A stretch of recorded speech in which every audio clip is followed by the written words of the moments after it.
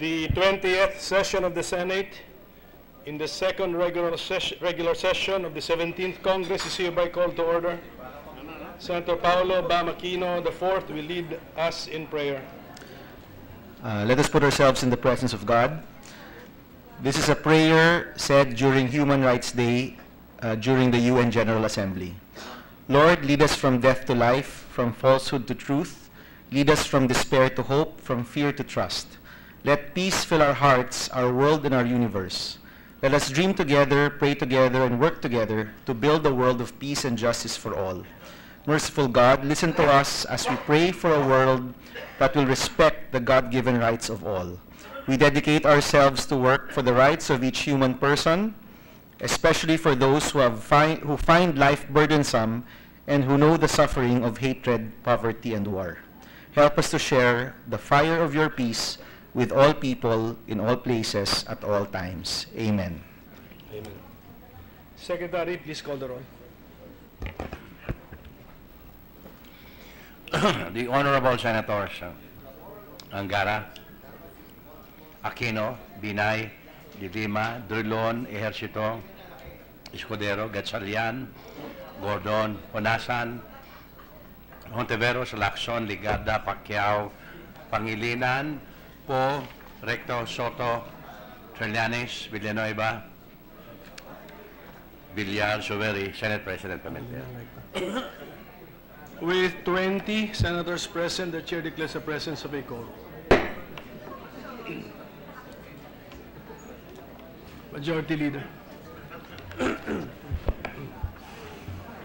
Thank you, Mr. President. I move that we dispense with the reading of the journal of the 19th session, Monday, September 11, 2017, and consider the same as approved. Any objection to the motion? Hearing none, motion is approved. Mr. President, would like to acknowledge the guests of Senator Subiri, Mayor Gaspar Silagan, Municipality of Aguinaldo, and the councilors from Ifugao Province, the cooperative leaders from Visayas and Mindanao. We also like to welcome the presence of the Mayor, Tommy Osmeña, Mr. President of Cebu. Welcome to all of our guests. Welcome. Mr. President, may we proceed with the reference of business? Any objection? Hearing none, motion is approved.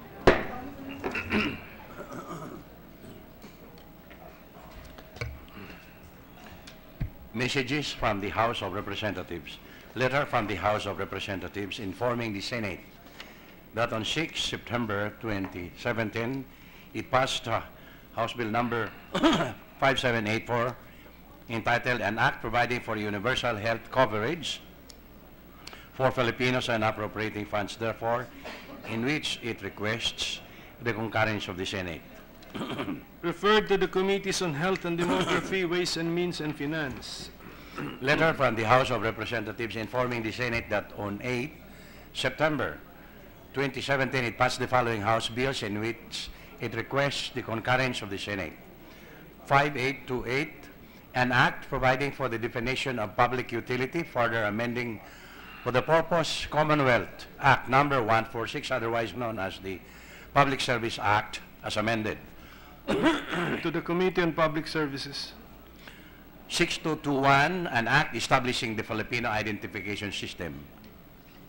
To the Committees on Justice and Human Rights and Finance. Letter from the House of Representatives informing the Senate that on 6 September 2017, it concurred with the Senate amendments to the following House bills. 4923, an act dividing Barangay Pampanga in the city of Davao into 3 distinct and independent barangays to be known as Barangay Pampanga, Barangay Alfonso Alyongto Sr., and Barangay Bihison. 4941, an act creating a barangay to be known as Barangay Rizal in the city of Makati. 4943, an act dividing Barangay Canuma in the city of Valenzuela into 2 distinct and independent barangays to be known as Barangay Canumay West and Barangay Canumay East. To the archives. Bills on first reading. 1581, an act establishing a land transport office in the city of Valencia, province of Bukidnon, and appropriating funds therefore by Senator Soberi. To the Committees on Public Services and Finance. 1582, an act establishing the Drug Price Regulatory Board to regulate the prices of drugs and medicines in the Philippines, amending for the purpose Republic Act number 9502, otherwise known as the Universally Accessible, Cheaper, and Quality Medicines Act of 2008, and for other purposes, Senator Soberi. To the Committees on Trade, Commerce and Entrepreneurship, Health and Demography, and Ways and Means. 1583, an act strengthening the local school boards in the Philippines, Senator Paulo Benigno Bam Aquino IV. To the Committees on Education, Arts and Culture, Local Government and Finance. Resolution number 501, resolution directing the Committee on Education, Arts and Culture and the appropriate Senate committees to conduct an investigation in aid of legislation on the directives of the Commission on Higher Education ordering the closure of several external study centers of the Bukidnon State University in Northern Mindanao, Davao, and Caraga regions, and the possible displacement of thousands of marginalized students brought forth by said directive. Senator Soberi, Angara, Ejercito Gatchalian, Gordon, Ligarda, and Villanueva. To the Committee on Education, Arts and Culture. Committee report number 163, prepared and submitted jointly by the Committees on Electoral Reforms and People's Participation and Finance on Senate Bill number 1584 with Senators Soto III and Gordon as authors thereof, entitled An Act Postponing the October 2017 Barangay and Sangguniang Kabataan Elections, amending for the purpose Republic Act number 9164 as amended by Republic Act number 9340, Republic Act number 10656, otherwise, and Republic Act number 10923, and for other purposes, recommending its approval in substitution of Senate Bill numbers 1469 and 1552, Senator Richard Gordon. To the calendar for ordinary business. Mr. President, for Senate Bill 146, the just recently read Senate bill, we will move to transfer from the calendar for ordinary business to the calendar for special orders on Monday, Mr. President. Thank you. Now, in the meantime, Mr. President, last Monday, during and after the privileged speech of Senator Risa Ontiveros, I was in a quandary on what to do with the referral of the said speech, considering its contents and the possible consequences of referral that I will propose then. Thus, I took it upon myself, as your chair on rules, to refer the matter initially to my committee for us to have enough time to study thoroughly the privileged speech so that we can rationally refer it to the proper committee. Now, the Speaker, Mr. President, wanted to refer her speech primarily to the Committee on Civil Service and Government Organization. Now, if this representation would grant the motion of Senator Ontiveros, then it cannot be avoided that it would be also referred to the Committee on Accountability of Public Officers and Investigations. Among the key points and accusations identified by the Committee on Rules made by Senator Ontiveros in her privileged speech are as follows, Mr. President. First, that Secretary Aguirre is accusing Senator Ontiveros of witness manipulation. Secondly, on her question if the DOJ Secretary is plotting a case against a sitting senator while a Senate proceeding is going on. Third, that the motivation of the Secretary is not in pursuit of accountability but of political vendetta. And fourth, on her issue and question regarding parliamentary immunities and privileges and our right as well as the right of the people we represent to be protected from these baseless suits.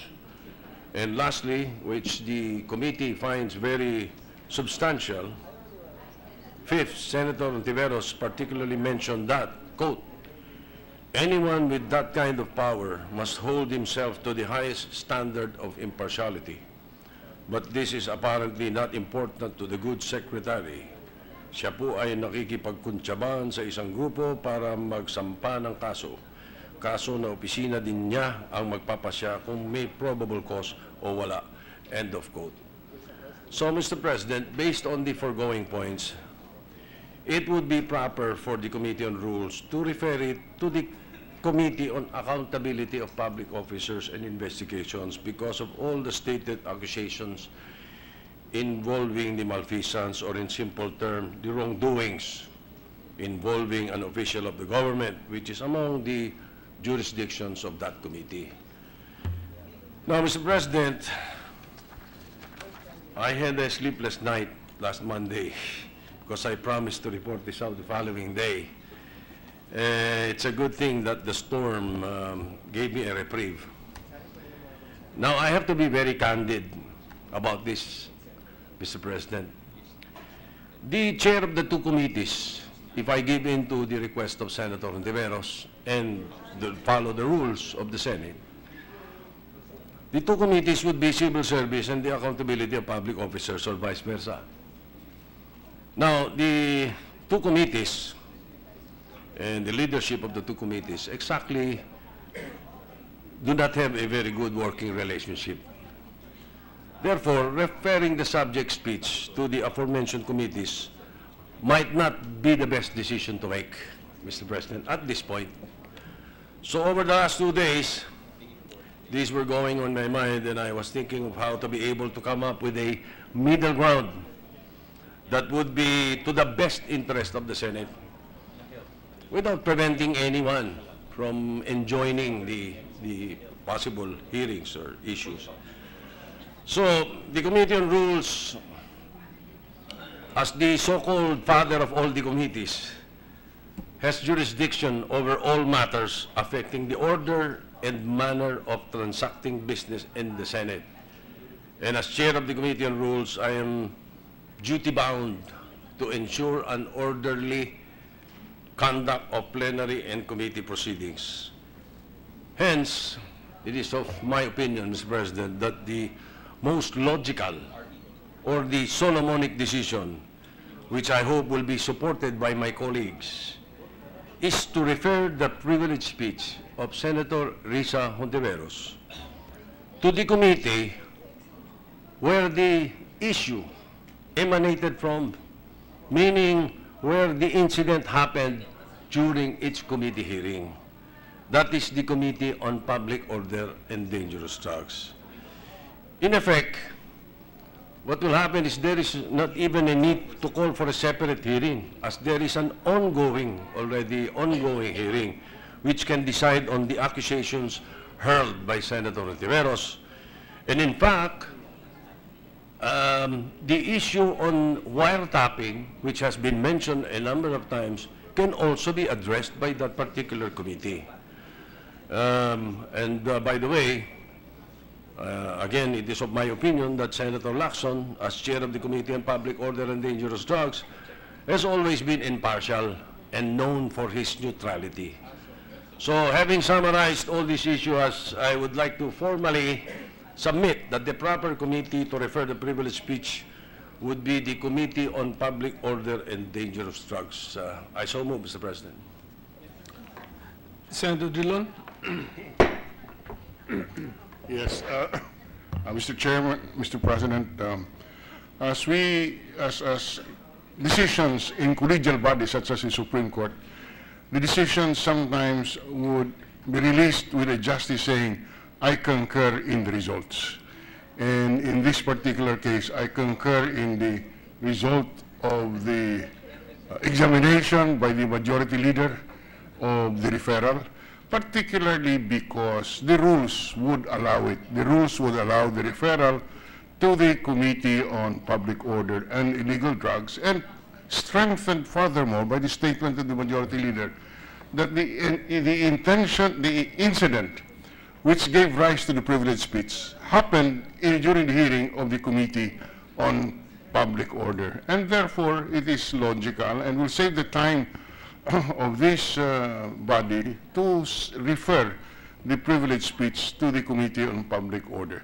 So on those grounds, Mr. President, we concur in the result of the research and the motion and manifestation of the Majority Leader. Thank you, Mr. President. Senator Ontiveros. Thank you, Mr. President. Thanking the good Majority Leader for keeping his promise to soonest report out the decision of the Committee on Rules as to where to refer my privileged speech, delayed only by Typhoon Maring, and assured that the chair of the Committee on Public Order will receive this with a light heart. And as for all chairpersons of the committees of our Senate, will certainly conduct the hearing in a fair and just manner. Again, with appreciation to all the colleagues who have weighed in on this, I submit to the wisdom of the Committee on Rules and the Majority Leader. Thank you, Mr. President. So there's a pending motion. Any objection? The motion is about the referral of this privileged speech of Senator Ontiveros. Hearing none, the motion is approved that it be referred to the Committee on Public Order and Dangerous Drugs. Thank you, Mr. President. I wish to thank our colleagues for supporting the motion, Mr. President, particularly the Minority Leader and Senator Ontiveros, and the rest of our colleagues were very supportive also. Thank you.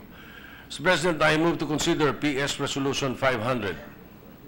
Any objection? Hearing none, motion is approved. May we ask Secretary to read the title of the measure? Resolution expressing the sense of the Senate to join the community of nations and parliaments around the world in commemorating the 20th anniversary of the Universal Declaration on Democracy. To sponsor the measure, Mr. President, may we recognize the Senate President. May I ask Senator J.V. Ercito to take my place while I sponsor the measure. May we have a 1-minute suspension then, Session Mr. President. suspended.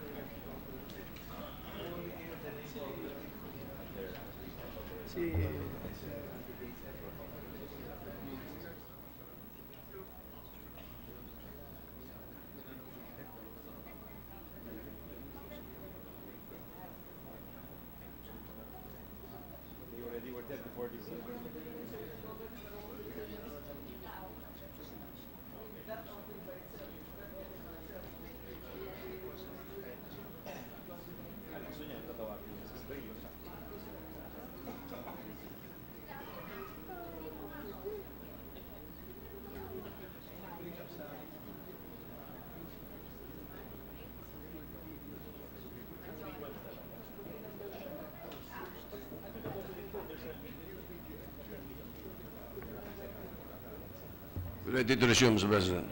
Session is resumed. The Senate President. Senate President is hereby recognized.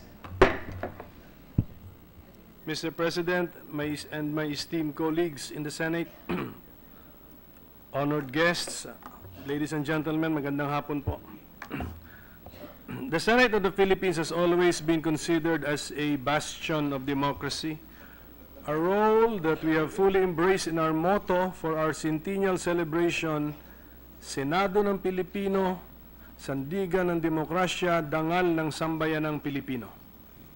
In the Senate's long history, it has espoused the democratic ideals of a government representative of the interests of its people through laws that protect and enhance the human dignity and fundamental rights of every individual, promote social justice, ensure equality of all before the law, and exact accountability from public servants, among others. It is in this light that I introduce this resolution expressing the sense of the Senate to join the community of nations and parliaments around the world in commemorating the 20th anniversary of the Universal Declaration on Democracy on September 15, 2017, with the theme In Defense of Democracy. Democracy is about the power of the people and the dignity of the individual. It is a system that recognizes there can be no compromise in matters relating to human rights, the rule of law, and the accountability of those in power. It is a system that responds to the lesson of human history, that absolute and unchecked power, concentrated in a person or group of people, leads only to the leads only to the misery of the majority. It is a system that gives dignity to every human being. These principles are enshrined in our Constitution. Article 2, Section 1 of our Constitution provides the Philippines is a democratic and republican state. Sovereignty resides in the people and all government authority emanates from them. Section 5 of the same article provides the maintenance of peace and order, the protection of life, liberty, and property, and the promotion of the general welfare are essential for the enjoyment by all the people of the blessings of democracy. These provisions in our highest law show that we in the Philippines embrace democracy. We know its value, and however imperfect our system may be, it has done well in checking abuse and uplifting the quality of life for every Filipino. My fellow senators, we are all here because our people chose us to represent their values and aspirations in free and orderly elections. We are their instruments in helping the President deliver on the promise of change. It is our duty to spread the message of democracy to the entire world. Let us give strength to those who are fighting for their rights. Let us give voice to those who have been silenced. Let us give hope to those who suffer from oppression.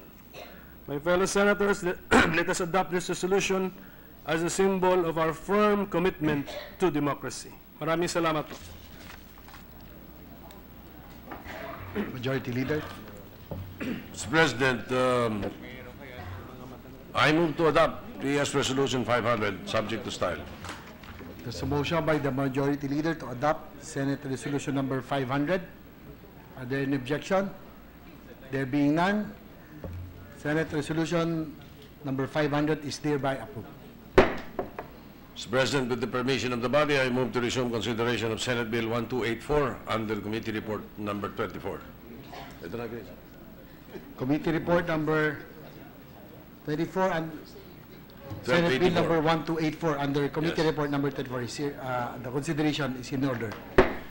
Mr. President, this is the proposed measure on Traffic Congestion Crisis Act. The parliamentary status of the measure is we're still in the period of interpellation. So may I therefore move to recognize the sponsor of the measure, Chairman of the Committee on Public Services, Senator Grace Poe, and to interpellate the Minority Leader, Senator Franklin Drilon. Senator Grace Poe is recognized, and the Minority Leader. Mayor, 1 minute suspension, Mr. President. Session is suspended.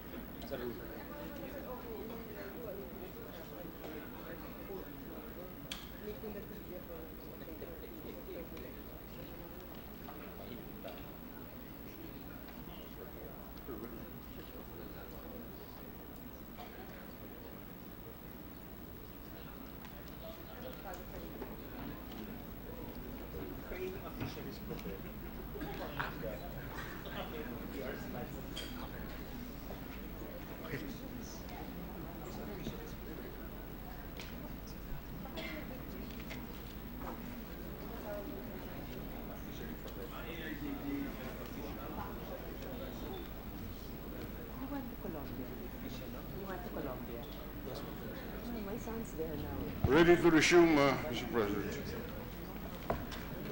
Session is resumed. Thank you, Mr. President.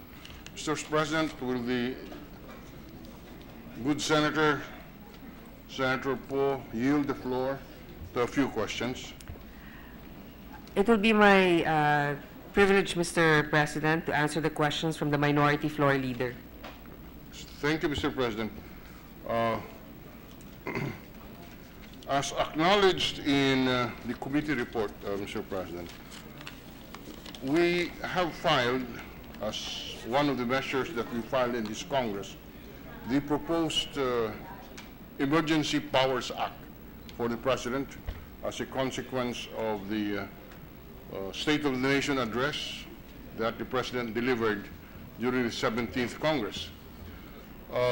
It has been over a year, and as an initial question, as the good sponsor will confirm, the emergency powers under the Constitution granted to a President will last only for the duration of the Congress which enacted the Emergency Powers Act. In this particular case, over a year has already elapsed of this administration and of this Congress, and the 17th Congress will end in July of 2019. And we all know that by January of 2019, it will be an election season. There will be a suspension of the award of public works projects. So in effect, at the most, we are talking about probably 15 months for the duration of the so-called emergency powers before it lapses by provision of the Constitution. Given that short period of time, Mr. President, and given the vast powers that we'll discuss later on in this bill, how can the good sponsor give us an idea of how we can implement the good intentions of this bill, given the short period of time mandated by our Constitution? Yes, Mr. President. In fact, I really appreciate that the Minority Leader has pointed out the short time remaining in the 17th Congress. In fact, we very much wanted, and the Minority Leader being one of the authors of the emergency powers, wanted to grant this to the President, but the reality is there wasn't really much of a push until recently, again, that this has become a priority of the Senate. Yes, the duration is only until the end of the 17th Congress. On the other hand, with the remaining 15 months left, here are a few things that perhaps the actual infrastructure projects, the physical completion won't be done, but paving the way for it. For example, opening up subdivision roads, rationalizing those. Road clearing operations will be stepped up because there will be one traffic czar and all the different local government regulations on traffic will be suspended. So the concern of our minority leader, for example, San Juan being a parking lot, can possibly be addressed immediately. Implement the volume reduction schemes on main thoroughfares, acquire right-of-way for key priority infrastructure projects, implement driver's education program, PUV modernization. Agencies can adopt alternative methods of working, and harmonize local and national laws to have a single trafficking system through an intelligent trafficking system. These are just but a few that can be done within that 15-month period. And of course, all licenses by LGU, such as building permits, will be suspended. So this also can be done immediately after we approve the emergency powers bill. And also the limit the issuance of temporary restraining orders, Mr. President. Well, Mr. President, yes, that is, in broad strokes, would be the essence of Section 3. The objectives of the bill being maximization of the productivity of existing public and private roads, etc., which the details of which were just enumerated by the good sponsor. But the next question would be, are any of these functions not already granted and mandated to existing agencies? No, they are not, Mr. President. In fact, let's say suspending certain powers of the local government, like the issuance of permits for infrastructure projects that are under the NEDA approval of the emergency powers. These things are not included in our laws as of now. We cannot overstep the powers of the local government when it comes to this. Also, when it comes to having a central traffic authority, this cannot be done right now because we don't really have such a department that will oversee that. We have comments on that later on, but just as a concern, for example, jurisdiction over and authority over certain local ordinances which could interfere with good traffic management. I think my reading of the bill would allow the traffic czar to say suspend that particular ordinance. What happens after the expiration of the emergency powers on June 30 of 2019? Babalik ba po lahat itong kapangyarihan na ating sinususpindi dito sa batas na ito? Yes, Mr. President, kailangan bumalik. Pero the decisions that were promulgated or that were handed down during the time of the emergency powers will hold. Hindi pwedeng bawiin, halimbawa ng local government, pag ito'y naipasa na nung panahon ng emergency powers. Just to be more specific, just so we can see the magnitude of the problem that this representation is anticipating, but which may not necessarily be true. Just on a very simple ordinance, allowing parking on a very busy thoroughfare. The emergency powers would allow the traffic czar to suspend or to repeal that particular ordinance. Is that a correct reading, Madam President? Yes, Mr. President, correct. If the traffic czar has the authority to repeal that particular parking ordinance, can the local government reinstate that ordinance on July 1 of 2019? You know what, that is a very good concern, Mr. President, because it doesn't have to do with the physical structure. Yes, but I am citing this regulation. as an example for easy understanding and easy response to the problem that I am raising. I suppose, Mr. President, that it could be restored back to their old regulations precisely because their powers are returned to them. And it wouldn't be such a, that would actually prompt us to see if it works with the emergency powers to craft a bill that will make it permanent if it actually works.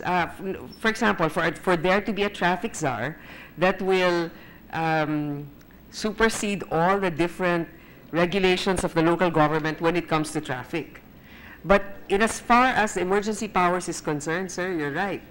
Once, Mr. President, the power is restored to the local government, they can bring back those old traffic regulations.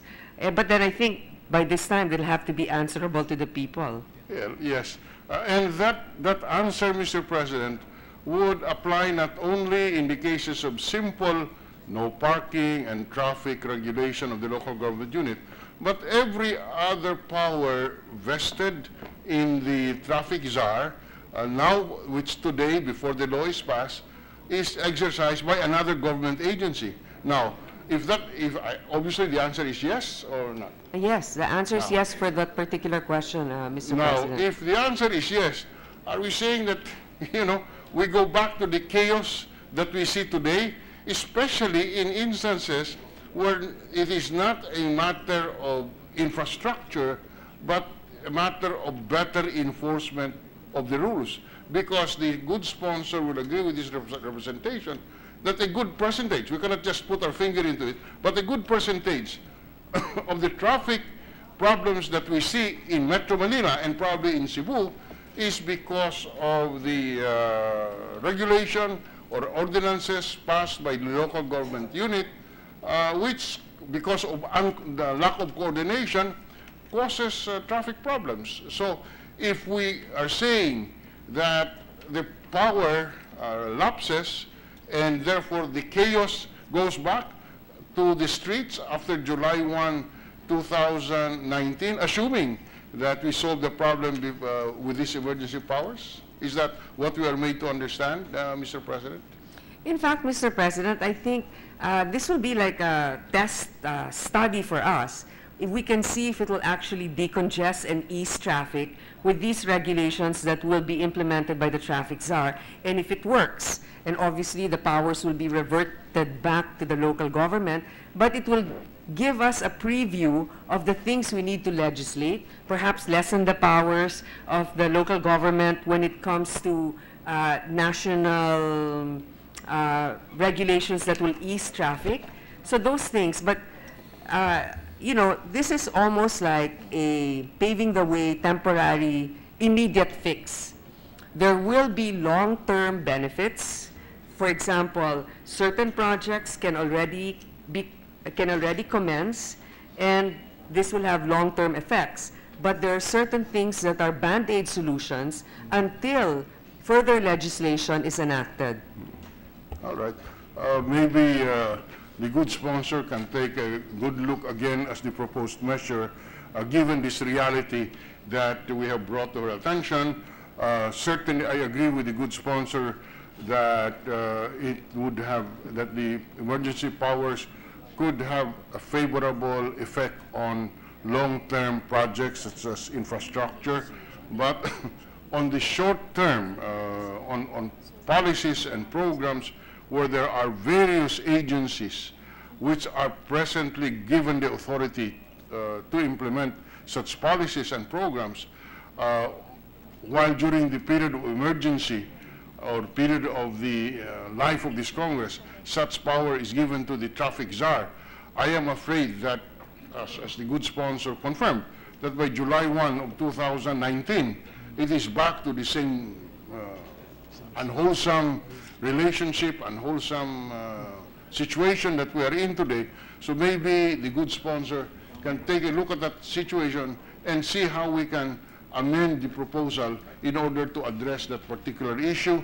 I have no solution at this point. I am just pointing out a possible area of improvement of the measure.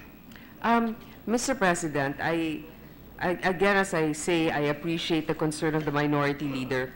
But let me also point out that while we cannot institute permanent regulations in all aspects in our emergency powers, just getting our foot in the door, for example, starting projects, acquiring rights of way, harmonizing certain traffic laws, at least for the duration, preventing TROs, can get those infrastructure projects started.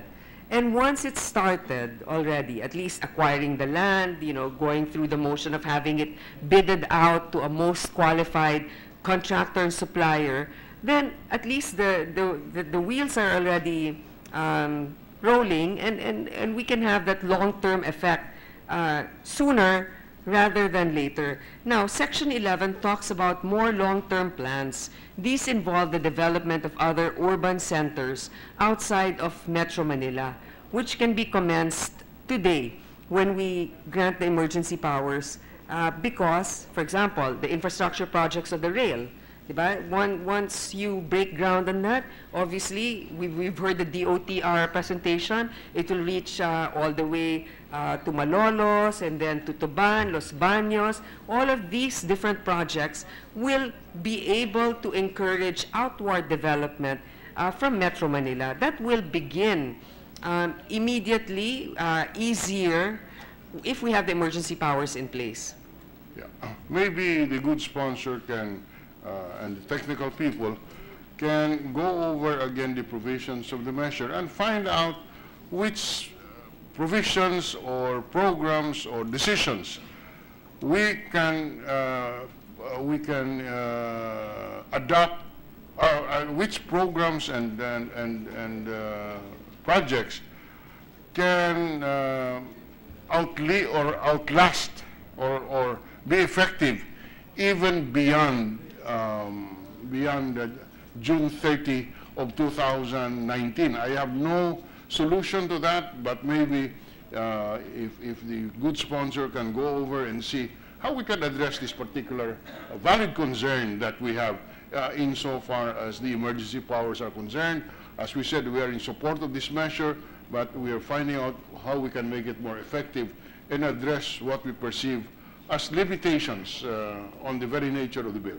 Yes, Mr. President, I'm glad that the minority leader has pointed this out. I think that it's really important to see which ones can be stretched or encouraged beyond the emergency powers, because if we need to have succeeding legislation in support of this, then we should start now, because it takes a while also to get these measures passed. So by the time we pass it, then the emergency powers will have ended. Then we can continue without much of an interruption with the regulations that hopefully by that time will have commenced and will have brought about certain positive changes. So maybe a complementing legislation with the help of the minority group to craft this one, para hindi naman na pag natapos na emergency powers, balik na naman sa dating gawain ang mga ibang mga departamento at local government.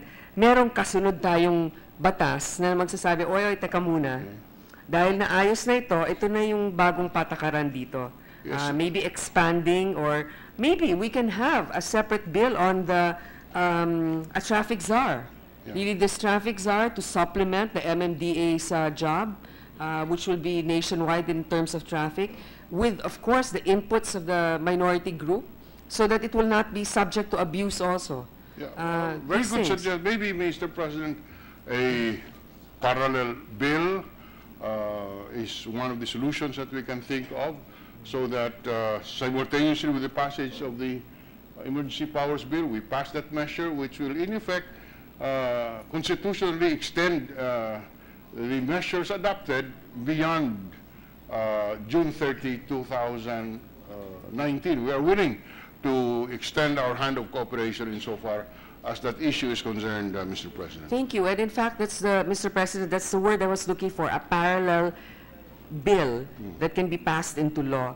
My only appeal is this, and I know that it doesn't, I don't have to convince or encourage the good minority leader, because both of us come from that general direction going all the way here to Pasay, that although we have the parallel bill, that will still have to go through a committee process, etc. Maybe after reviewing these emergency powers, we can, at least in the Senate, expedite this already so that we won't eat up from the remaining 15 months. And if there's anything that can show bipartisan support, it's really this particular bill.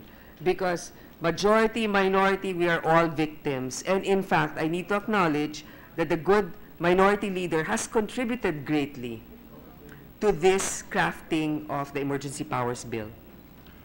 Okay, another issue, Mr. President. There are agencies which at present are exercising the powers which is vested in the traffic crisis manager during the period of the emergency. Is that a correct premise, Mr. President? Yes, Mr. President. Now, what will happen to these agencies vis-a-vis the powers that they exercise during the period of emergency? Will they exercise it concurrently, or their authority to exercise their powers today are deemed suspended, and the same is exercised by the traffic crisis manager during the period of the emergency? For example, if the infrastructure bidding is under the authority, say, of the Department of Public Works or Department of Transportation, will that power be suspended in the areas where covered by the emergency powers, or so that these agencies cannot exercise the function, say, of bidding out projects? Mr. President, this is a legal issue which I have no answer to, Mr. President. No, Mr. President, in fact, the DPWH is central to these emergency powers. Just with the example of the DPWH, they will be part of this, but in coordination, of course, with the priority projects identified by NEDA and also that goes through the traffic czar. But certain departments, for example, I believe the DNR, the right to issue a permit, environmental clearances, will have to be expedited. It will still go through them because they will have a representative in the council of the emergency powers, traffic authority, or whatever it's called. They will still have a representative there, but it will not go through the normal vetting process that takes years, especially if it goes through the DNR. So that's just an example, sir. So there's certain ones that are suspended, but not all, of course. Well, Mr. President, I have been exposed to the bureaucracy for the last, 25 years? And all I can say for the record, and my good wishes to the lady sponsor, is good luck, and we hope you succeed, because knowing the bureaucracy, it doesn't work that way. Well, Mr. President, I appreciate the well wishes, the prayers I support, and support of the minority leader, but for our sake, we need to have this succeed. Yes. Now, all right.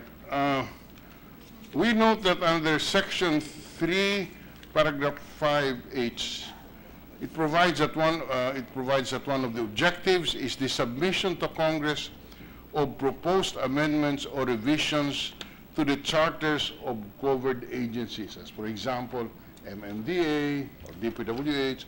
Has the committee been able to identify which agencies would need to have its charter amended in order that we can expedite, even beyond the period of emergency, the execution of projects affecting transportation?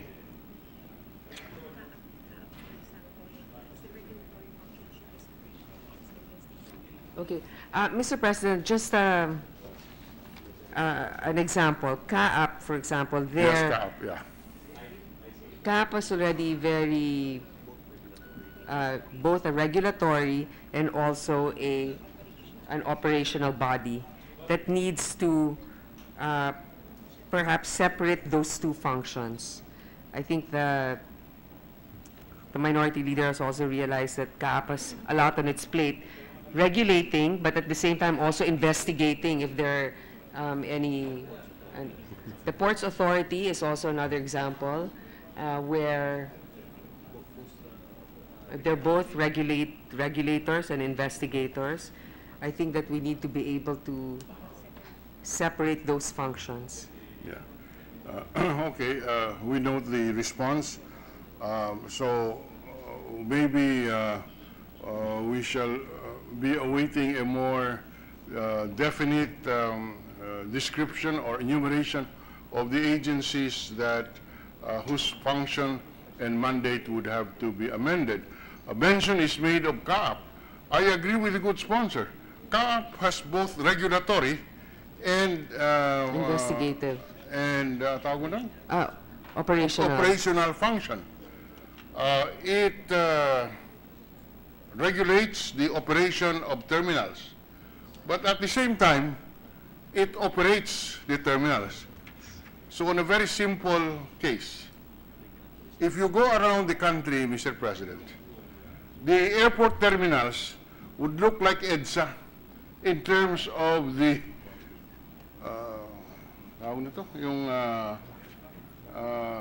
billboards, billboards and stickers. It's like a paid billboard, every terminal in the country. Who provides the permit to do that? CAAP. Who gets the income for those? CAAP. How much is the income? We do not know. But there is a temptation to just fill the terminals with these very ugly advertisements, and I'm sure that the income is earned. Whether the correct income is earned and reported is something else. But the fact is, I have been quite a number of travels around the world, but our terminals beat everybody else in terms of dirtying the walls, etc., with commercial advertisements. And this is the kind of practice that is made possible because CAAP has both operating and regulatory function. They regulate themselves. I don't know who is regulated, but they certainly, the CAAP certainly regulates themselves in terms of this. And this commercial activity is not to the public interest because it dirties our premises, and this is one minor as it is, but this is a microcosm and an example of what it should not be when a regulator is at the same time an operator, and this is replicated in a number of transportation agencies, which the good senator precisely said we must take a look at in terms of separating the regulation and the operation. Mr. President, yes, I'm glad this was also pointed out by the minority leader. We will submit to him all of the other government offices that need to be mentioned and rationalized in terms of their functions, noting, for example, how the good minority leader has done in their airport in Iloilo with political will. Malinis ang airport, hindi kung ano-ano nakapaskil. Kasi nga, pinapaalalahanan siguro ang CAAP, you cannot take advantage of it here. And I think that should be replicated in other parts of the country, and with the help of the good minority leader, we can do so. So, Mr. President, may I ask if the minority leader will be open to us submitting to his office the different description of the functions of the different government agencies and how we will rationalize their functions? Well, we try to find time, given that we are deluged with very prolific and intensive bills being filed here, which we have to examine every piece. We are open to it, Mr. Chairman, Mr. President, subject, of course, to our availability of time. All right, let's go now to Section 5. it says, grant of emergency powers to the President and Executive Branch. It says, the President is hereby authorized to exercise all powers necessary and proper to carry out the above declared state policy. As such, the President is granted emergency powers to urgently utilize all necessary government resources, exercise police power, including eminent domain, and employ executive action and measures to ensure the effective implementation, reconfiguration, and harmonization of national and local government panels or projects intended to directly address the traffic and condition crisis. I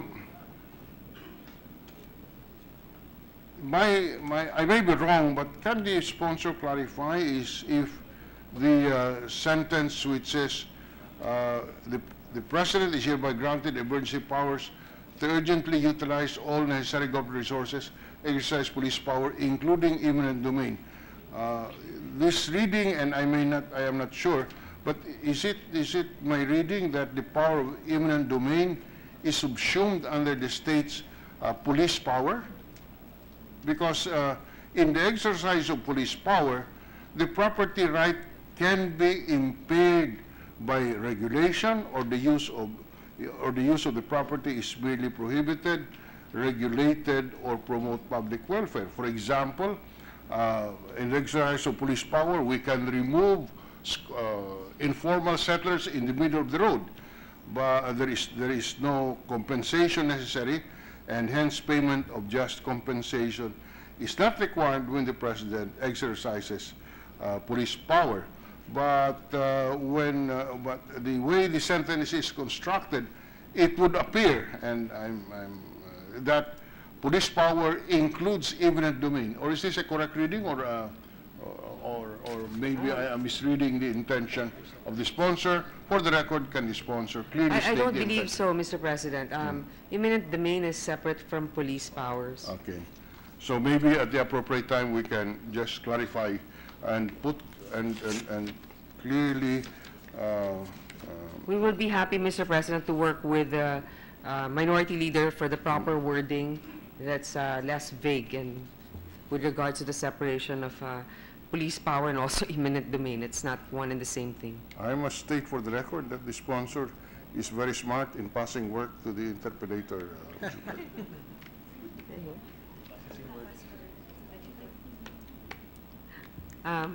If that's a compliment, thank you, sir. Yes, as I said, the sponsor is very smart in passing to us the work. Anyway, just as an aside. No. It's just acknowledging the expertise of the good minority leader, sir.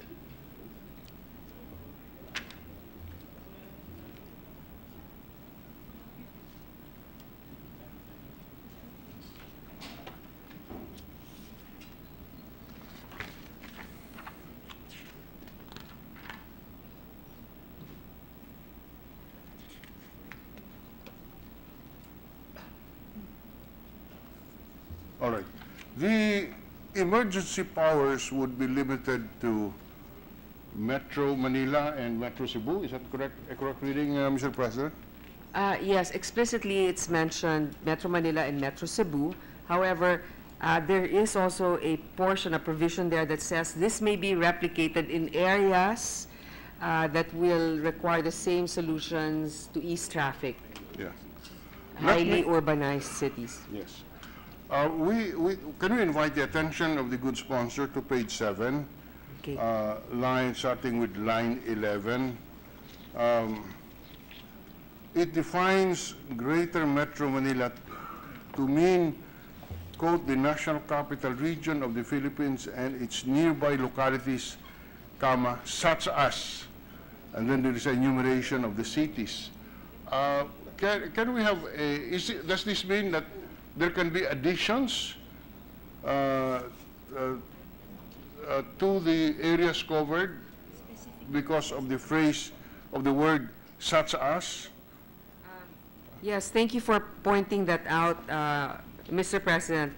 If it will be more precise and comfortable to remove the phrase such as, we can just continue with nearby localities which includes Antipolo, Taytay, Binangonan. Yeah, because we noticed that on line 23 to 26, the definition of Metro Cebu is more precise as to coverage, but the phrase such as appearing on line 12 appears to give flexibility to include areas other than Greater Metro Manila. Thank you for pointing that out, Mr. President.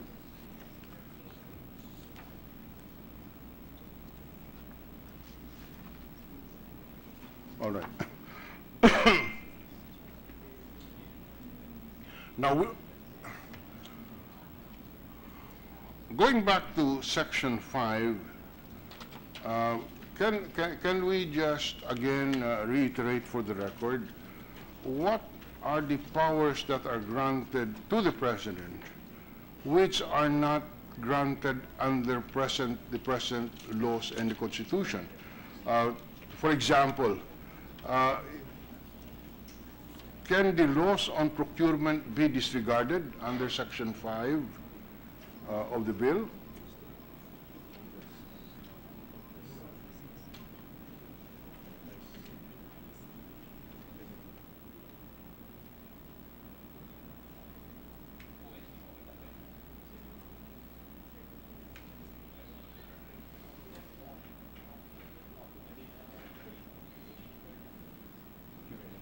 Mr. President,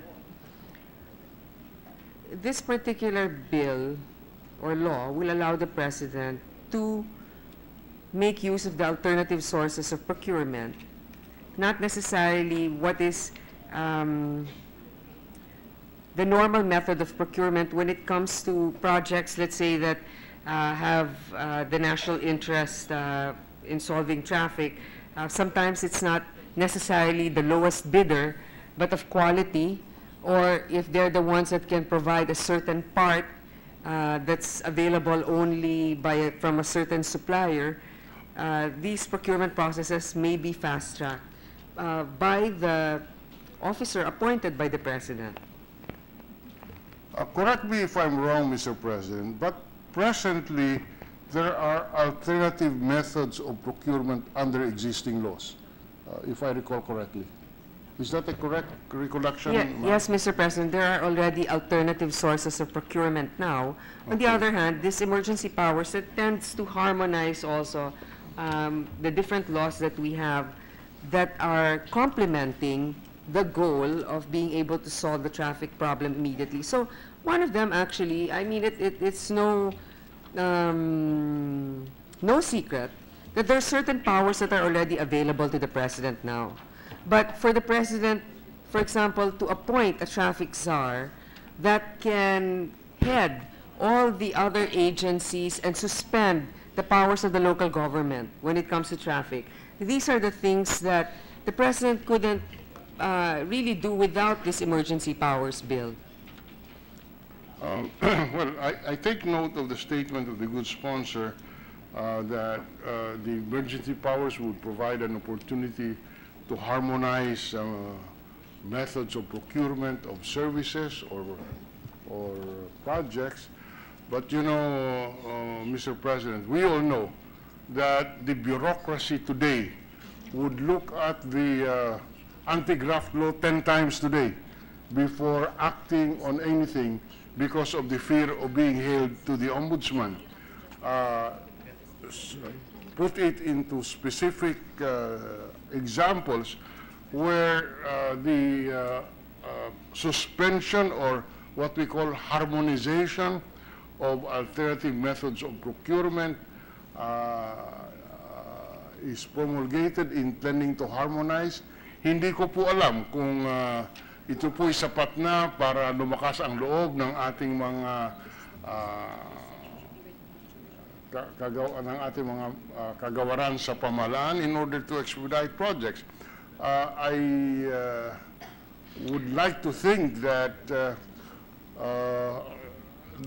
we be very specific so that the authority of the bureaucracy is very clear.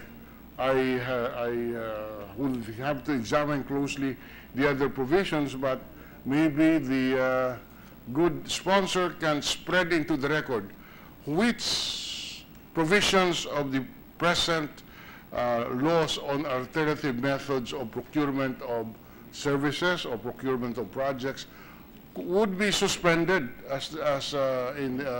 for projects undertaken during the period of emergency. So that it is clear in our bureaucracy, to our bureaucrats, that pwede nilang gawin ito at hindi sila masasabit sa anti-graft law. Mr. President, I thank you also the Minority Leader for pointing this out. I think that the alternative sources of procurement need to be justified in cases of special cases. And so, with this being included in the emergency powers, it will be assumed that it is in the case of imminent danger to life or property during a state of calamity, or when time is of the essence arising from natural or man-made calamities or other causes where immediate action is necessary. So in a way, emergency powers to solve the traffic problem, which is considered a national emergency, will now fall under the approval list for alternative sources of procurement, because otherwise they'll have to say, how is this a national emergency? So now, by approving the emergency powers, we're acknowledging that traffic is a national emergency because of the costs in our economy and also the daily financial costs to our travelers, etc., the time and money-wise. So it will now be less difficult for it to fall under that category in the alternative sources of procurement, saying that that require that it needs to be something that is where immediate action is warranted. Yeah, all right.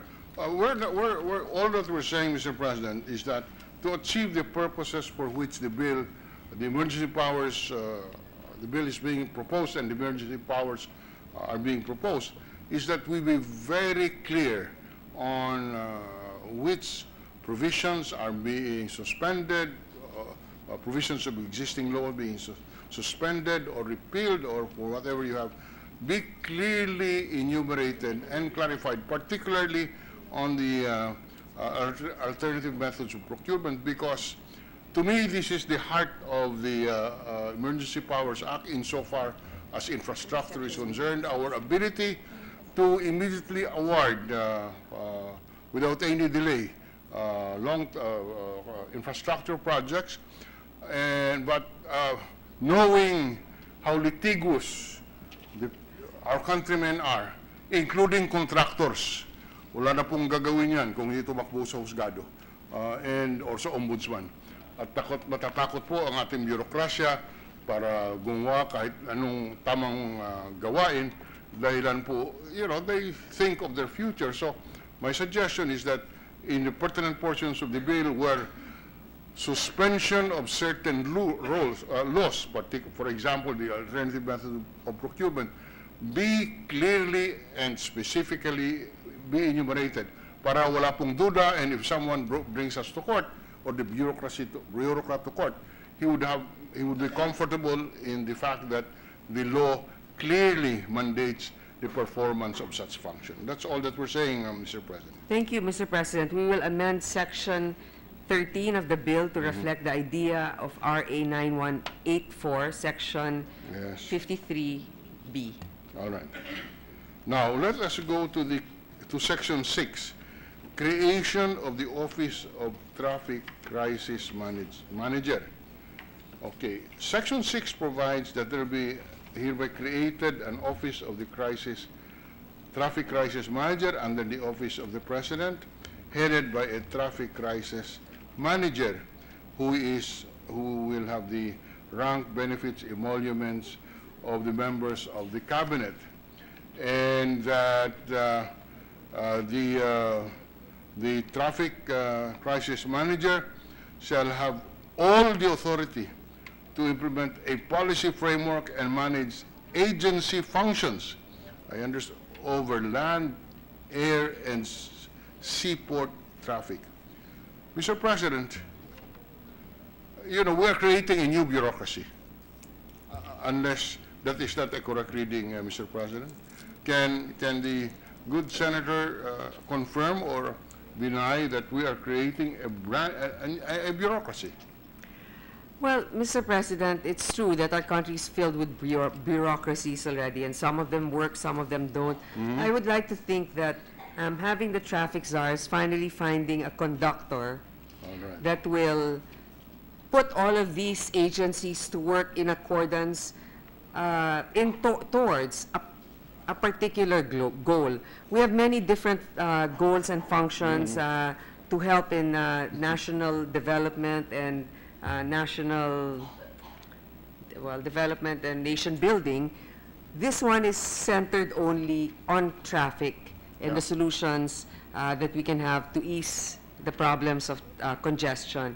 So I feel that we just need that one person whose one particular goal is solving the problem on traffic and utilizing all of these different government offices to follow that particular goal. So though the person ultimately responsible will be the traffic, the TCM, Traffic Crisis Manager, all other relevant agencies will still operate according to their mandate. We do not wish to centralize emergency powers in one person. This would be inefficient and may be the cause of delays in implementation of the projects. Since all other agencies would wait for the directives from one manager, thus emergency powers will be distributed among the agencies to enable them to carry out their mandates effectively and quickly in the course of addressing the traffic crisis.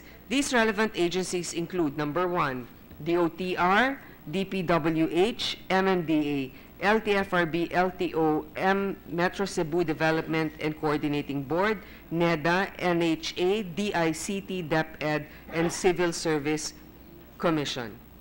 Are we creating a new department with the appointment of a traffic crisis manager? This will not be a new department, but we will certainly need to formalize the office of the Traffic Crisis Manager and give him the rank and benefits of a member of the cabinet that will report directly also to the President in order to cloak him with the authority he deserves, and he needs to be able to implement all of these new programs.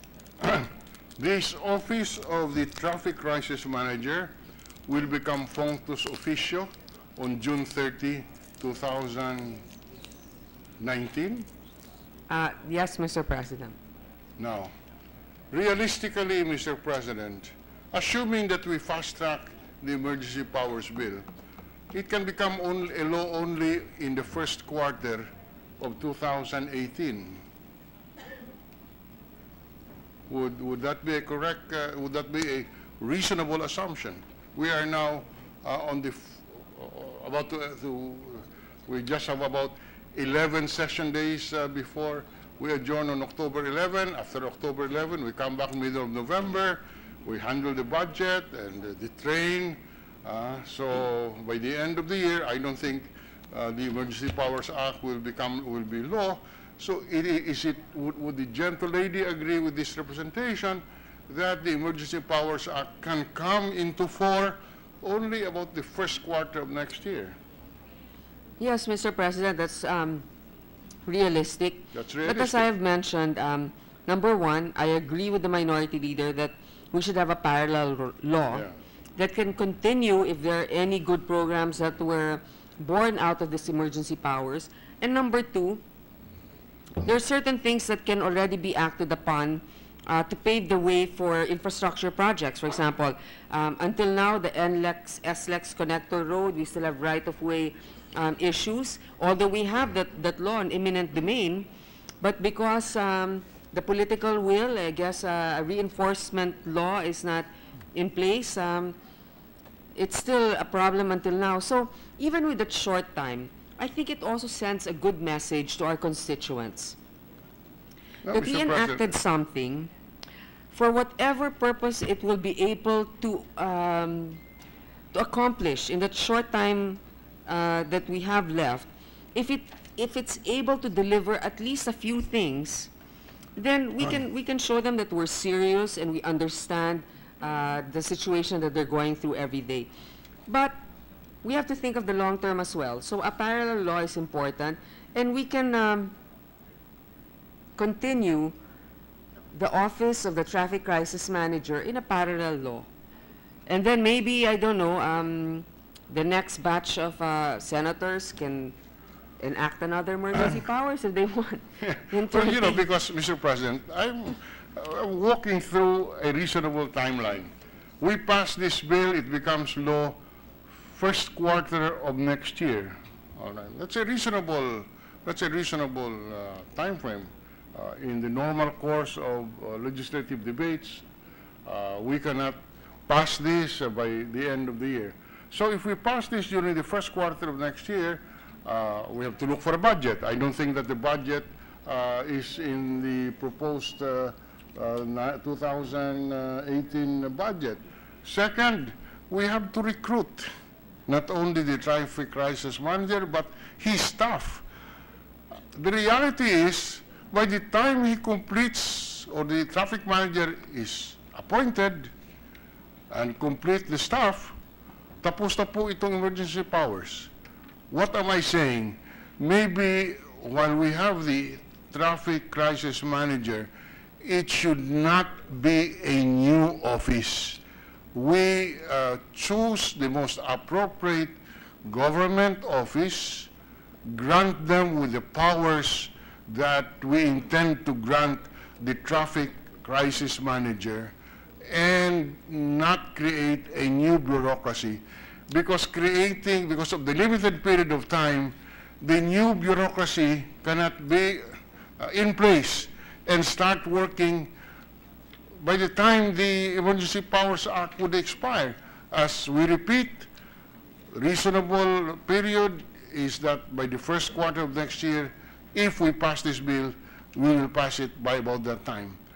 And then you have to make appointments, and then they have to make, once your appointment is made, you have to have a budget, and once you have a budget, you have to look at the plans, etc., etc. So my thesis for this particular issue is that creating another bureaucracy, a traffic crisis manager under the office of the President, may not be conducive to achieving the goals and objectives we have set.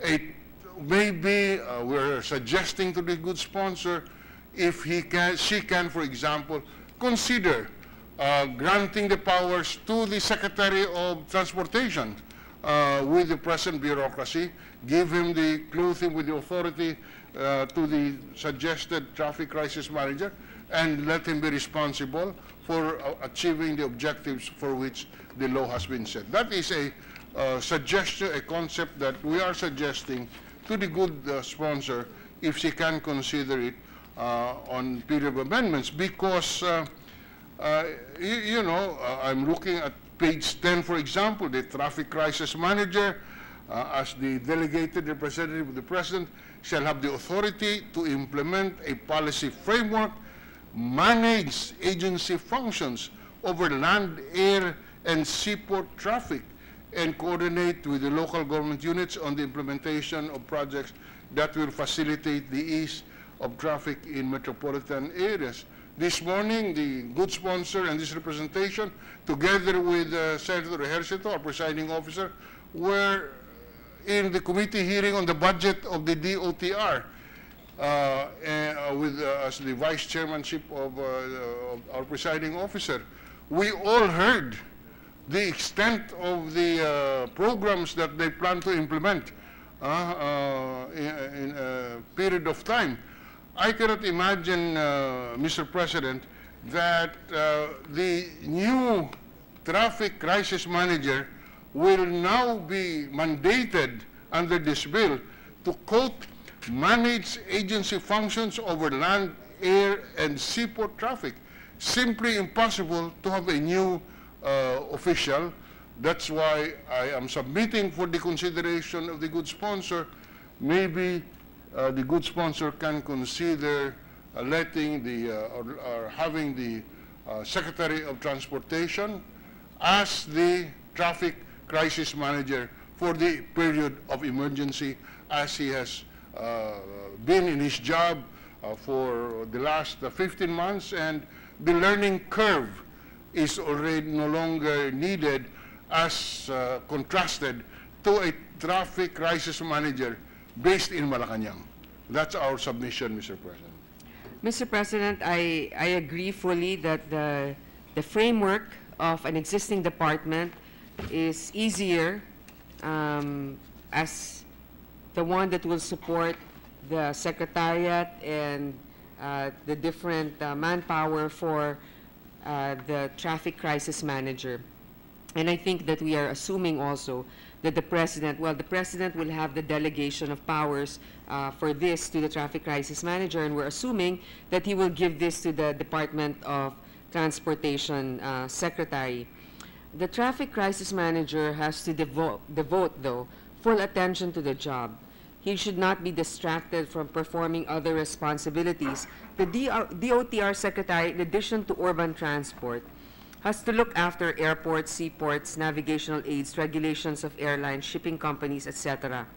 Moreover, the DOTR is just one of the implementing agencies that include the ICT, etc. But since perhaps, as suggested by the Minority Leader, a lot of these concerns are actually centered on transportation.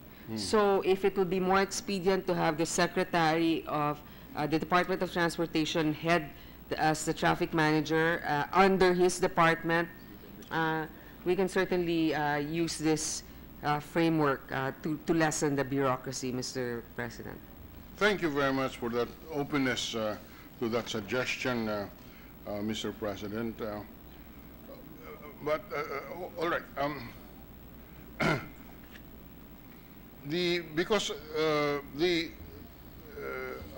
There are certain problems that I have with Section 7 on the powers of the Traffic Crisis Manager. For example, on line 3 of page 11, the Traffic Crisis Manager is empowered to create a centralized air traffic authority. By law today, we have the Civil Aeronautics, that's Civic Aviation Authority of the Philippines, created by law. When we grant, under this proposed measure, the Traffic Crisis Manager the authority to create a centralized air traffic authority, does this mean that the present that the Traffic Crisis Manager can now amend the law creating the CAAB?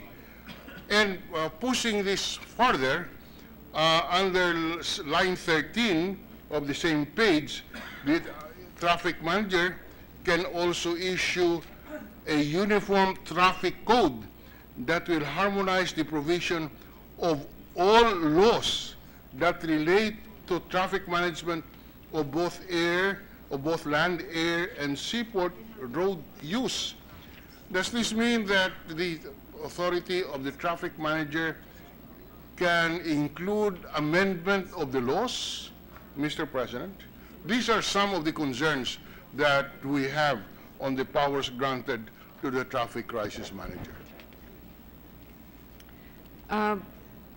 Mr. President, with regards to creating a central air traffic authority, I think the rationale behind this also is so that if there are certain solutions that can expedite solving the problem of air traffic, it can be immediately implemented, because sometimes there's already that embedded bureaucracy in the Civil Aviation's board. With all due respect, if I can interrupt to focus the discussion, the proposed measure would grant the Traffic Crisis Manager the authority to create a centralized air traffic authority. The present centralized air traffic authority is the CAAB, or whatever. Now, does that mean that the law can be amended by the Traffic Crisis Manager by creating a centralized air traffic authority? Or a traffic authority is also, if I recall correct, is in the Cebu International Airport Authority and in the Manila International Airport Authority. So I am just raising a legal issue and getting a clarification as to the extent of the authority of the traffic crisis manager? Is he now authorized to issue PDs in order to create an air traffic authority in substitution of the CAAP, or harmonize traffic code or issue a traffic code to harmonize the provisions of all laws?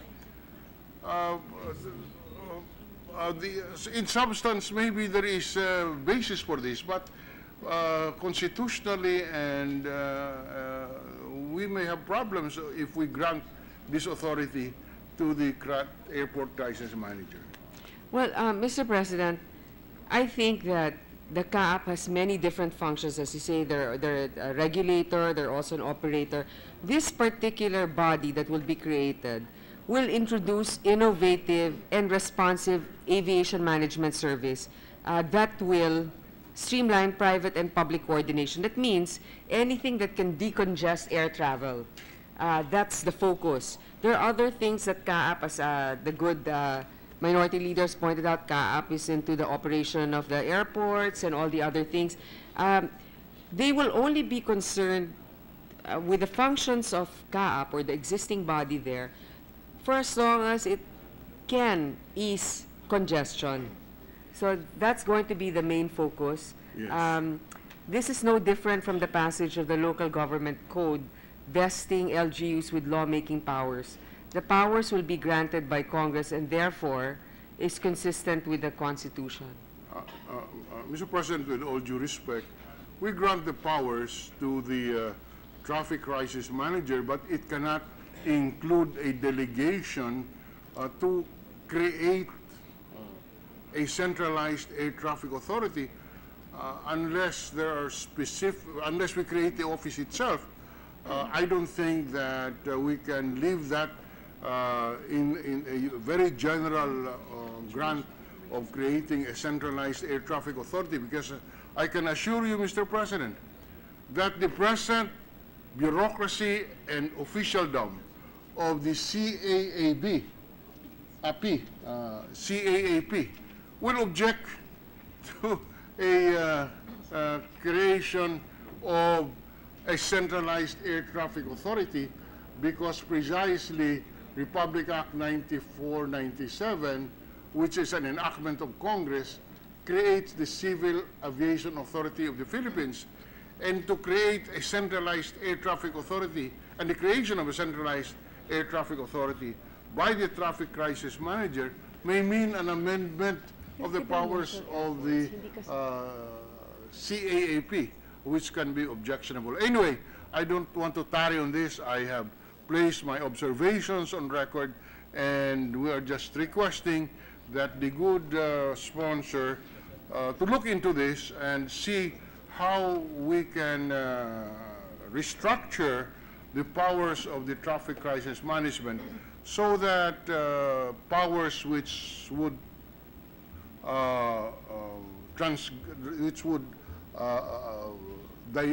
affect or which would amend the laws that we passed could be would not be amended, or would not be amended by the traffic crisis manager, and maybe if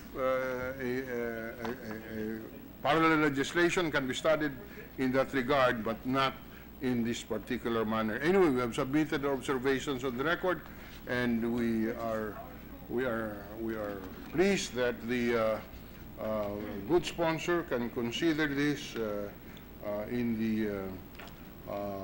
the period of amendments, if they can consider this, because as a committee amendment, because otherwise we will be compelled to raise this again on the period of amendments.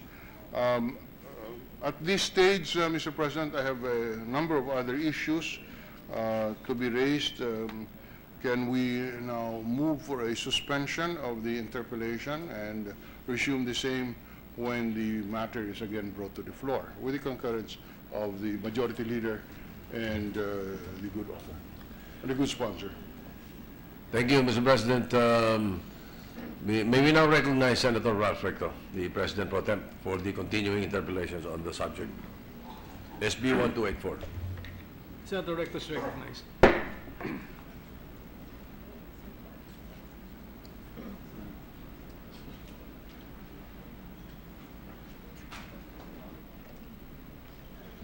Mr. President, would the distinguished sponsor of this measure yield a few questions? It will be my pleasure, Mr. President, to yield to the questions of the good senator from Batangas. Thank you very much, Mr. President. Mr. President, as promised, I will start our interpellations and hopefully finish it by today, Thank Mr. you. President.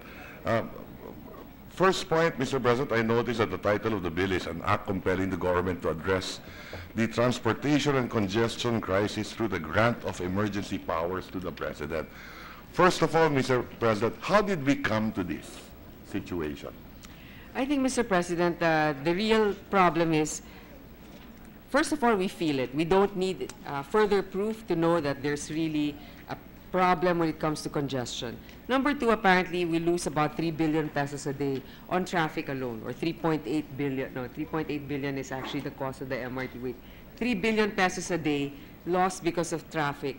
And that is just on EDSA. I think that studies on EDSA alone, Mr. President. So, and then we also see how this can affect our GDP Yes. for every number of cars Yeah. that are less With than on the the road. permission and- of the sponsor, the question I'm driving at is, how did we come to this situation? Because I'd like to point out that maybe the grant of emergency powers is not the solution, but frankly speaking, it is systemic, it is organizational, Mr. President. And I can get into the emergency powers later on.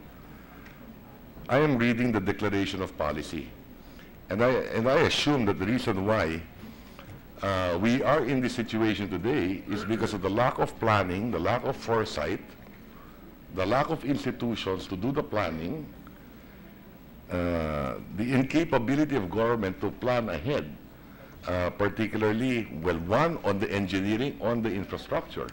As mentioned here in Section 2 of the Declaration of Policy in the existence of traffic and congestion, Philippine transport infrastructure at present has become unable to keep up with the demands. So clearly, first, it is infrastructure. Now, which government agency is tasked to plan our transportation? Let's just focus in Metro Manila to begin with. The problem in Metro Manila, or even EDSA lang. Who is the responsible agency to begin with? Would it be the Department of Transportation? Well, actually, when we think about it, there's the MMDA, there's the DOTR, The there's the MMDA, DPWH. let's go over this one by one. The MMDA's role is what? The MMDA's role is a regional government, organizationally. Ang trabaho ng MMDA, yung traffic, basura, at saka Enforcement nun sa...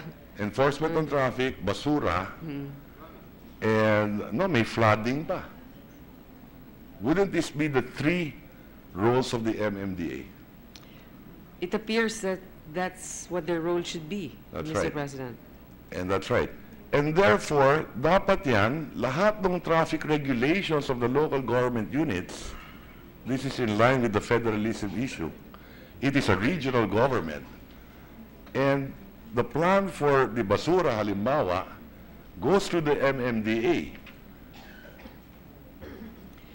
Dapat may approval sila. And for example, in many jurisdictions, let's say in Japan, in Tokyo, yung urban planning, yung height ng building in this area, kailangan yung floor area ratio, hanggang dito lang. So on and so forth. Hindi ba dapat yun ang trabaho ng MMDA? Or maybe in the future, when we go through the MMDA, ayusin na natin yung batas, creating the MMDA, and certain amendments in the local government code, para ito yung talagang trabaho ng MMDA. I think, Mr. President... As an example, that's one agency, no? Flooding in Metro Manila, trabaho ba ng MMDA yan o trabaho ng DPWH yan? These are the structural issues, Mr. President. Now, what is the role naman of the DOTR? The Department of Transportation. Remember, the Transport Department is supposed to be the planning agency for transportation. So what does it deal with? Airport, seaport, railway? Is it involved in road construction or road planning, or is that the job of the DPWH? DPWH, Mr. President, but should be in coordination with the Department of planning, Transport. Yes. Right? But does the DOTR have engineers? Does the DOTR have transportation experts? In Now fact, what is the plantilla position of the DOTR? How many engineers do they have? How many unfunded positions do they have? In fact, in this year's budget, 43 billion yung budget ng DOTR. Ang na-obligate, 9 billion lang. And I can go back several years, Mr. President, as I pointed out in the budget hearing last year. And next year, the proposal is 75 billion. At hindi rin magagastos yun. Chances are. Now, ang toll road, the TRB, is that under the DPWH or the DOTR? That's under the DOTR, Mr. President. That's right. But The it used to be operations. under the DPWH. It's like a football being kicked around depending on the administration. In one administration, it is under the DPWH. In another administration, it's under the DOTR. That's right. When it comes to their design, it's the DPWH. That's right. So, and that is the problem that I see, Mr. President. And of course, those issues should be addressed in another piece of legislation later on. My problem with these emergency powers, Mr. President, is this. First, I look at the bill. It's 33 pages, 33 sections, if I'm not mistaken. And when was the last time we passed a law similar to these emergency powers? From my recollection, it was the power crisis in That is the most 1993. similar. That is correct. During the time of President Ramos, or earlier. And that is Republic Act 7648. In this law, during the time of President Ramos, it is only 3 pages with 3 sections. I mean 6 sections. But the most important section here is only 3. In fact, nothing here talks about emergency powers. It only talks about the ability to negotiate contracts. It only talks about a return on rate base and reorganizing the National Power Corporation. And of course, the duration of the emergency powers. And the duration here is only good for 1 year. Okay? Now, in the case of Metro Manila, before I get to the meat of the bill, in the case of Metro Manila, and if we're talking about 3 billion in EDSA alone, what are the 3 most important projects that are being undertaken today that will relieve EDSA by 50% traffic congestion?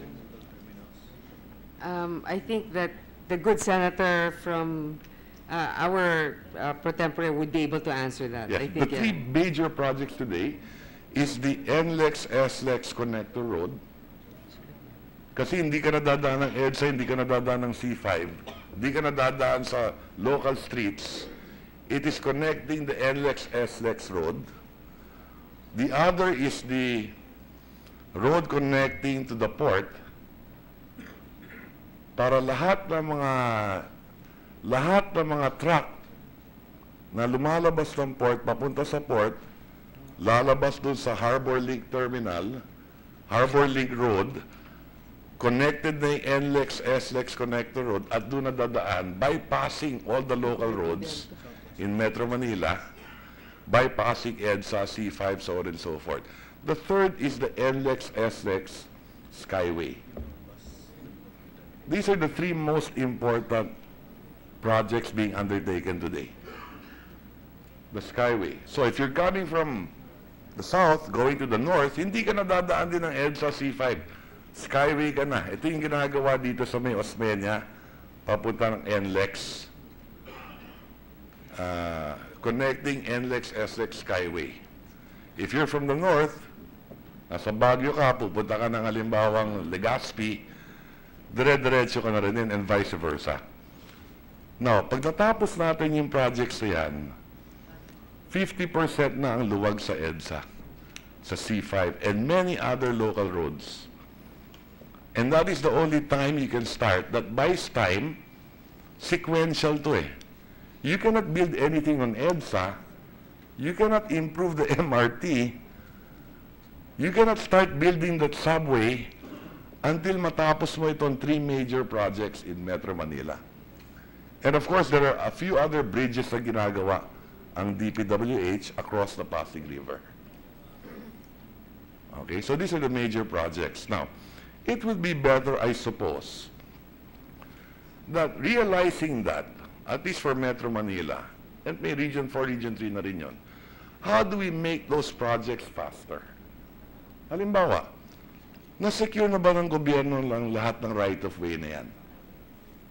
Hindi pa. Dun sa NLEX, SLEX, hindi. What about the informal settlers? Na-secure na ba ng may housing na ba tayo for those informal settlers? Actually, no. Wala pa. You cannot start to do anything without addressing those issues first. That is my position here. Now, if you think about it, who are responsible for building these 3 major roads? Lahat to toll road, ah? DPWH. Now, my understanding is this. NLEX, SLEX is DOTR through the TRB. Harbor Link is DPWH. Skyway is TRB. But right-of-way is DPWH. And then NHA for the informal settlers. So dun pa lang, malaking problema na. So this is something even if we pass the emergency powers and create a traffic manager and create an advisory council to the traffic manager, and there are many other mandates in this bill, I don't see how those issues will be resolved, Mr. President. In fact, my question is, so that is an example of the organizational, structural, systemic failure we have today. Now, I am surprised. How did this bill come about to begin with? If I recall, the President mentioned during a SONA address the need for emergency powers. That's it. It's a title. And, you know, I tip my hat off to the distinguished sponsor for writing a very comprehensive report on the matter. Maganda naman yung layunin at yung mga nakapaloob dito sa committee report. But having said that, the chairman had to think, what does the executive really want? Now, for the record, did the DOTR, did the DPWH, did the Office of the President, did the PLLO come out with a bill defining really what they want? What emergency powers do they want specifically that they submitted to this chamber or to the committee?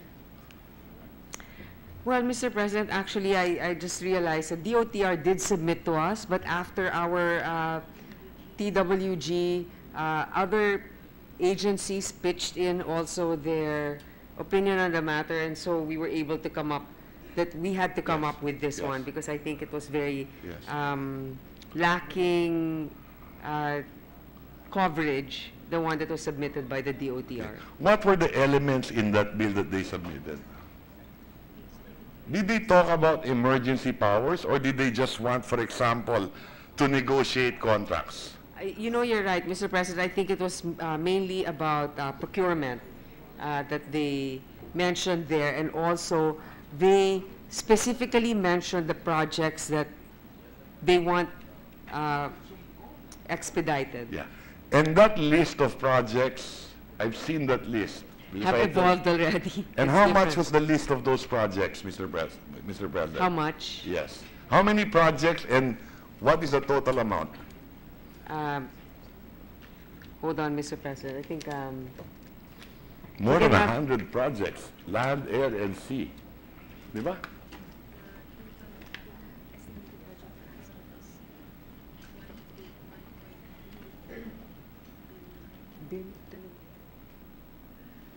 I think, Mr. President, this is the initial list. Of Yes. course, this is almost a year old. Yes. They have, how many projects is this? Marami nga talaga tong projects na to. Land, About air, and sea. 1.3 trillion. 1.3 trillion. Yan ba, seryoso ba sila talaga na gusto nila ng negotiated contracts for 1.3 trillion? Parang walang nag-iisip dun eh. That is my point, Mr. President. Huh? Now, our mistake during the time of President Ramos was that we did not list down what projects he could negotiate. But the bill was nice. The only thing is, in hindsight, why not list down which projects? So, halimbawa, in this case, we can list down what projects do you want to negotiate and set certain parameters, as simple as that. Now, this is a quick fix solution. Emergency powers, quick fix. And the last time we did this, nagkaroon tayo ng stranded contract costs amounting to hundreds of billions of pesos, which eventually we passed on to PESAN that users of electricity are paying up to today and will pay for the next 10 to 20 years, Mr. President. Now, tama ba yun na sinabit nila 1.2 trillion? And many of those in that list is incorporated in the 2016 budget, 2017 budget, na hindi rin naman nila ginastos. So they're not serious. No one is actually planning there. Now, next point, Mr. President, simple lang. Specifically, what is the section on emergency powers? I think section 5, if I'm not mistaken. It seems very vague to me, section 5. Grant of emergency powers to the President, executive branch. The President is hereby authorized to exercise all powers necessary and proper to carry out the above stated powers. As such, the President is hereby granted emergency power to urgently utilize all necessary government resources. What does this mean? Does this mean that he can juggle the entire GAA? Well, Mr. President, that's certainly not the intent. But Yes. when you talk about government resources, we have certain things here like, for example, perhaps encouraging a supplemental budget to be able to fund for the relocation of informal settlers, manpower, to be able to... Let's take this one implement by one. certain I think we should look at this in connection to another section with regard to teka. I read another section here.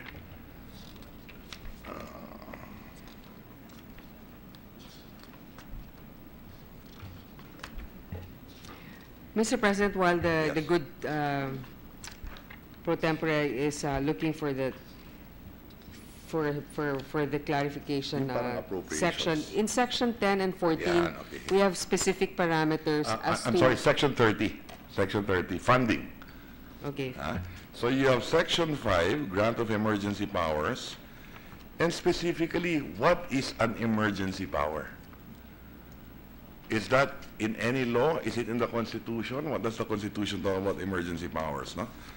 And the way I read it, it's very vague, and it's the first time we're going to grant such a power, because under the law we passed, nung walang kuryente, nung panahon ni President Ramos, it was just, there's no mention of any emergency powers.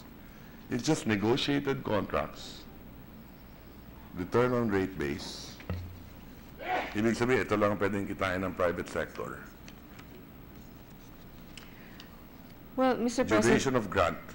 yeah, this bill is Yes. complete in all its essential terms and conditions, and it contains sufficient standards. For example, Yeah. as to the completeness of the delegation, the aim of this bill is clear: to carry out the declared national policy under Section 2 of the bill. It is declared the policy of the state to adopt adequate, responsive, comprehensive, and effective measures that will immediately address the traffic and congestion. Yes, those are very broad statements, Mr. President. That's my point.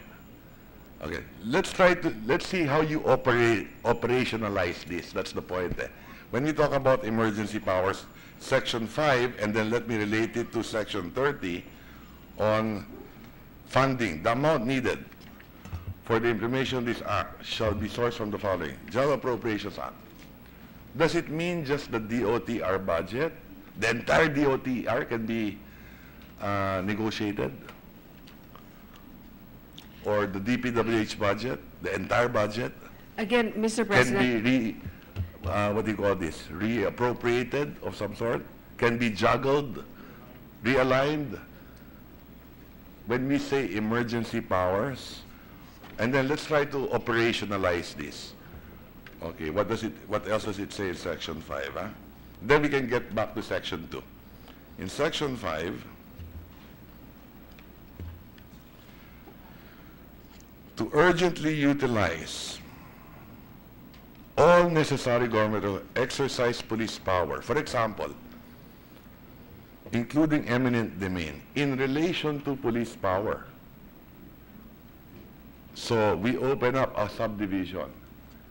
Ayaw ng subdivision, pwedeng padala ng police power doon.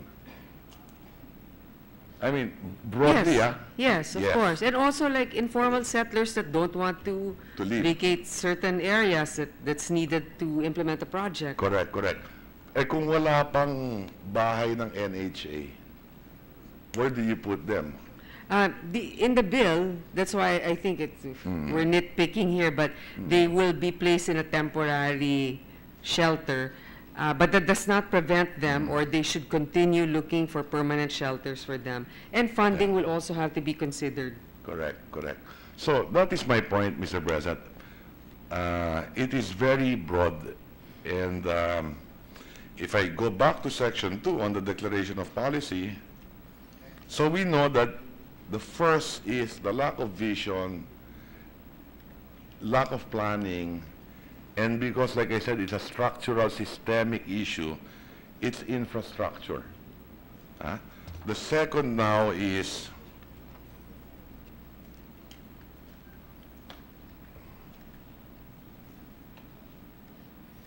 and then a public transportation system. Of course, this is also an engineering issue. The third is harmonized traffic rules. The executive has been there for a year and a half. The Secretary of Transportation today. Have they already, do they know what to do? Assuming prospectively, pinasa natin to this month. Do they know what to do next month? Yung harmonization of traffic rules and regulations, may plano na ba sila?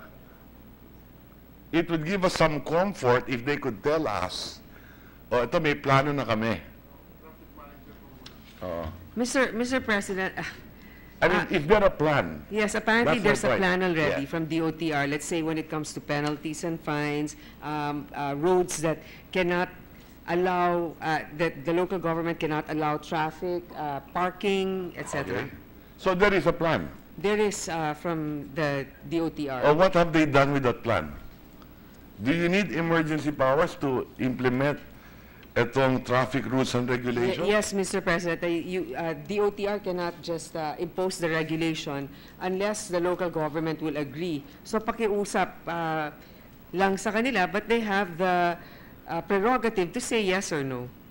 I mean the local government. Yeah, but I mean, if the Secretary of Transport, who is the alter ego of the President, met with the local government units in the MMDA office, has that been done today?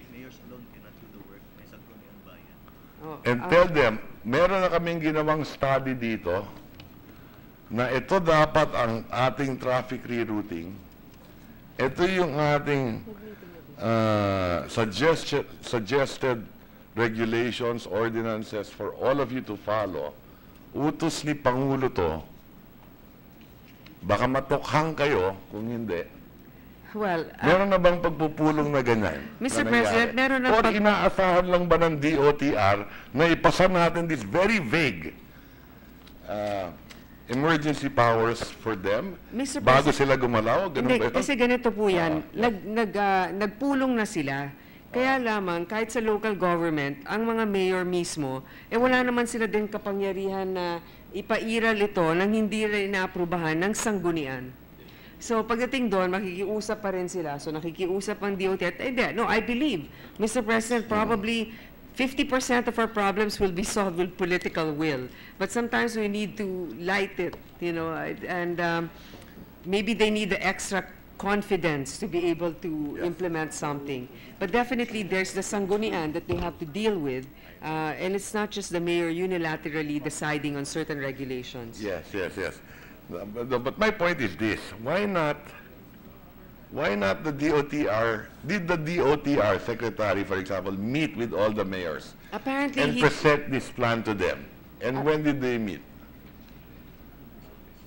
in his office, apparently, Mr. President. But Were I all think the that, mayors present? well, you know what? I doubt they were all there because when you schedule somebody's out of town, but I think this is a good point. We need to ask them for the minutes of the meeting so that we can present that there's actually. Could the DOTR present that plan to this chamber para makita natin kung totoo ba talaga yan? Halimbawa, yun. So in effect, traffic rules and regulations.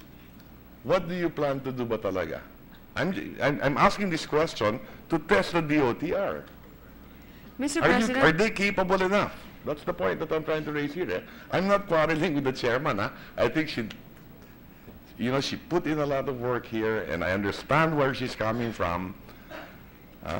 And like I said, ito traffic pa lang ito, rules and regulations.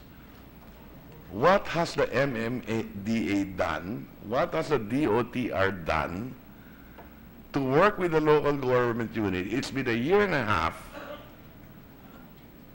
Mr. Halimbawa, President, I think pagka no parking street, I'll give you an example. You know, sometimes you have to laymanize it and simplify the issue and operationalize it on the ground. O sige, assuming sabihin ng DOTR, o lahat ng city streets no parking. Okay? Anong gagawin sa lahat ng kotse niyan? Ito to. Saan nila dadalhin? May tow truck na ba sila? Yung mga ganun. Naghahanda na ba sila for this?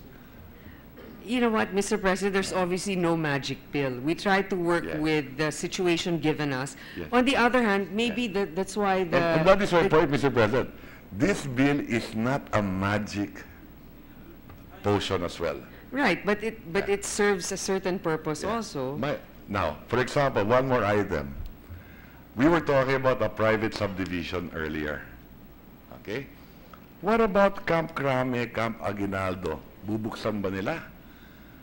I saw a news item before that bubuksan nila, but they will charge the motorists 500 pesos. Ari na ng gobyerno yan. So what will stop the private sector from doing the same?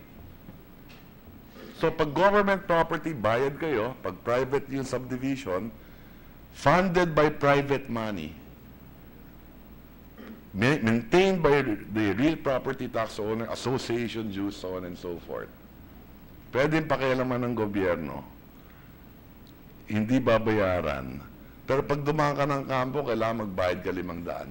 Kaya nga, Mr. President, there's a lot of different ways to interpret the law and to do their own regulation. That's why maybe your question, Mr. President, is do you trust them? Do they even know what to do? Maybe that's the reason why we have this extensive bill, because practically we are spoon-feeding them also on what the course of action should be, because admittedly, we are trying to rush the submission of something that will push them to work immediately towards the solution of the traffic crisis. But definitely, if you know, the Camp Crame, Camp Aguinaldo will charge those things, I think the traffic czar can say, no, you can't do that. But in terms of private property, we need to compensate them. The point I'm driving at is, what have they done today? Halimbawa, yung kampo, bubuksan nila yung kalsada, bakit hindi nila binuksan na? Bakit hindi sila nagre-routing na doon in those areas? Government to government talaga yan eh. And I will not lose sight of the fact that I mentioned earlier, the three most important projects, yun ang unang tapusin that frees up EDSA by 50%. You cannot do any bidding anyway in EDSA without fixing those three projects. Yun ang unang dapat tapusin ng gobyerno. Now, I remember attending the hearing as well, and that we discussed, do they have a plan in place? For example, aside from the traffic, non-engineering yun. What about the engineering? So what project sequentially ang gagawin? Hindi yung 1.2 trillion project listing na binigay nila. Ni walang sequence. A while ago in the hearing that we had with DOTR, may mga nabanggit na proyekto na mag-break ground na yung intermodal transport terminals. So yun, hindi na kailangan ng emergency powers yun. Break ground na yun. For the north, hindi I mean for the south, pero yung north wala pang hindi pa final yung identification doon sa Bulacan ng areas. Yung subway, supposedly mag-uumpisa na sila. Hindi, siguro ang unang tanong ko dapat ganito. O sige, kailan matatapos yung NLEX SX Skyway? Yun ang Maybe we can ask the DOTR. Yeah, we need to ask them in the budget hearing, Mr. President. No, the point is we're talking about emergency powers because my thinking is this is sequential. Meaning to say, okay, they tell me, assuming the response is matatapos 2022, ay walang giginhawa sa EDSA hanggang 2022. If they say, tatapusin namin yan ng 2019 or 2020, then we know they can do the next step now. Ano yung gagawin nila? Luluwag na ngayon yung EDSA. So this is what we will do there now. We will do the subway construction. We will do now the BRT. I'll give you an example. Don't they have a budget for BRT in EDSA this year in the 2017 budget? Yes, they do, Mr. President. Do. Okay. Didn't they have the same budget in 2016? I think so. Yes. Why can't they start? The answer is simple. Number one, how are you going to construct anything in EDSA?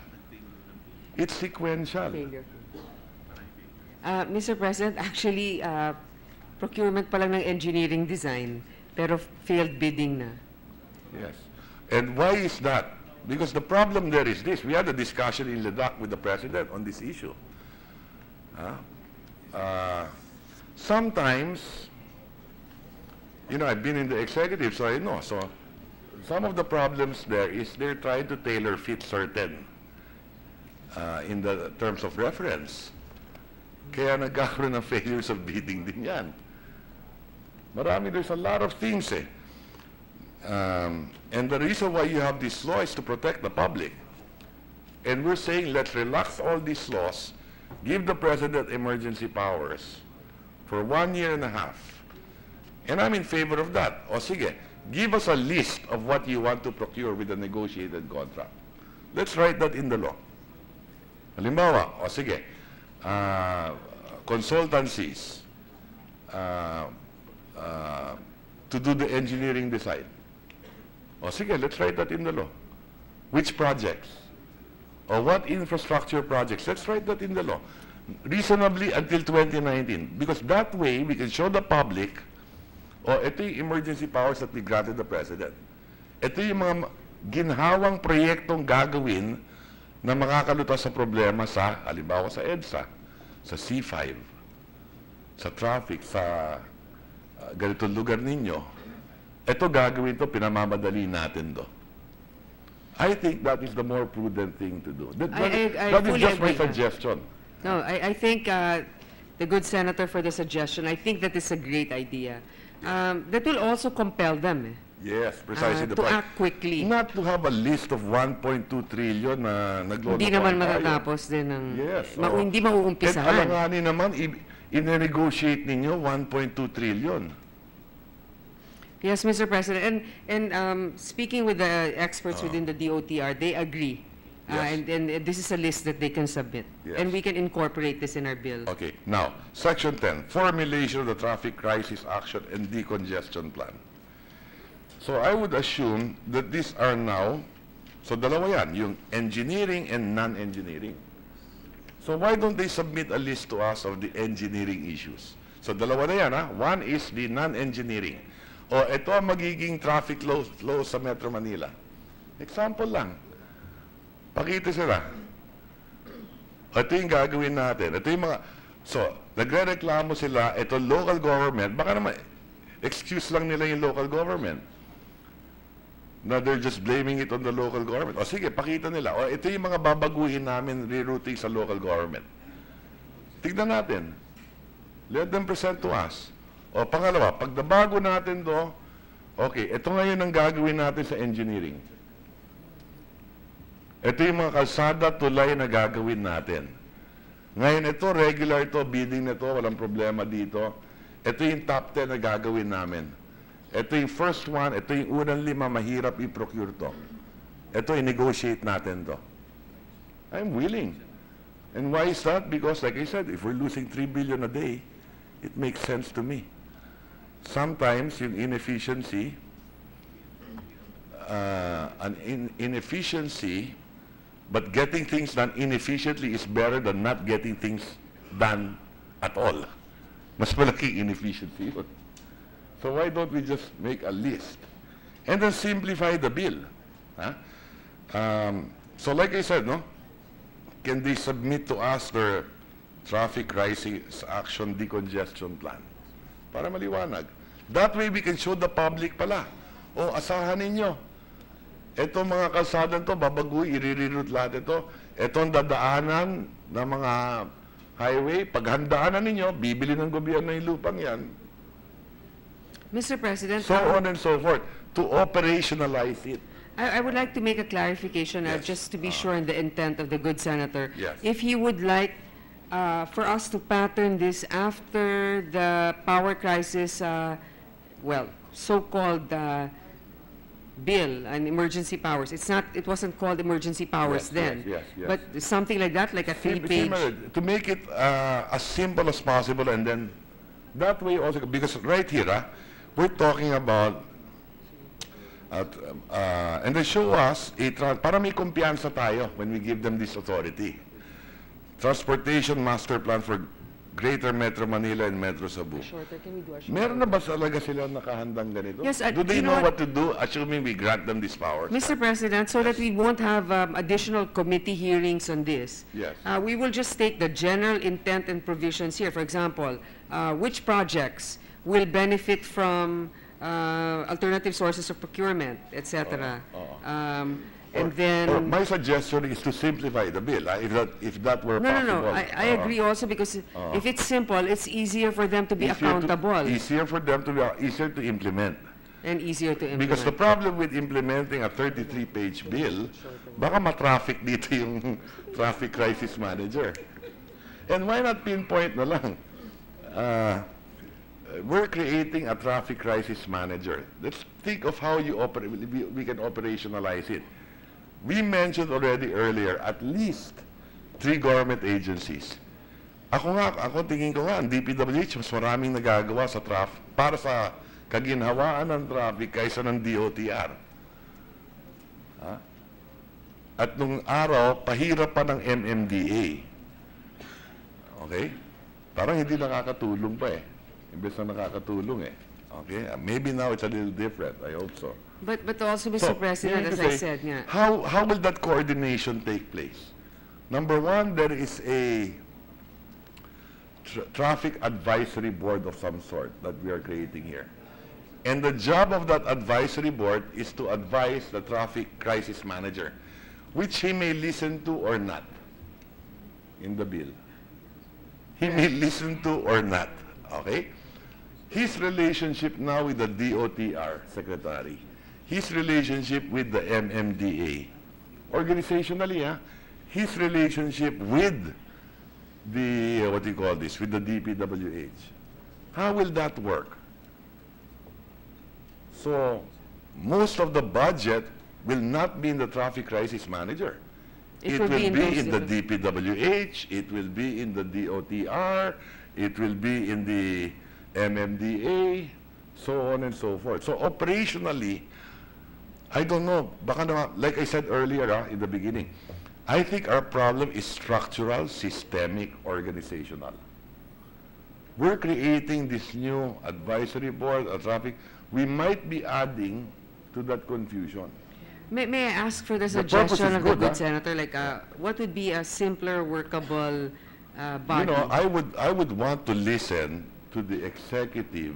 I don't know if they've thought about this already. Have they really sat down on the table to talk about it among these 3 government or 4 government agencies? Halimbawa, yung budget, as I mentioned earlier, yung budget ng right-of-way nasa DPWH for a DOTR project. Yung budget ng informal settler, wala sa NHA, nandun sa DPWH. So on and so forth. You know, long-term solution, if I had my way, I'd follow what Japan is doing, Ministry of Construction. Meaning to say, the DOTR, I will collapse with the DPWH. Any civil works. Wala naman engineer, halos wala nang DOTR. Everyone is in the DPWH. I would just have one agency there. Total, sila na rin ang gumagawa eh. Planning lang siguro, planning office lang, ang DOTR in the DPWH. The TRB should be under the DP. Kalsada yan eh, toll road yan eh. You make an airport, you build a subway, you build a seaport, lahat yan civil engineering ang kailangan mo eh. I don't think the DOTR has any of these people to begin with. I mean, that's the problem. And that's why during the time of Ramos, there was a section on reorganizing the NAPOCOR. So maybe if we insist that the DOTR should play a major role in planning our transport infrastructure, a reorganization of the DOTR might be in order. And then you have an undersecretary for rail, an undersecretary for air, for sea, something like that, maybe. But maybe planning lang sila, no construction. That should be the job of the DPWH, Public Works Department. I mean, at the end of the day, they should have to sit down. And I think for 2018 budget, it will follow the same, Ganun pa rin ang setup nila.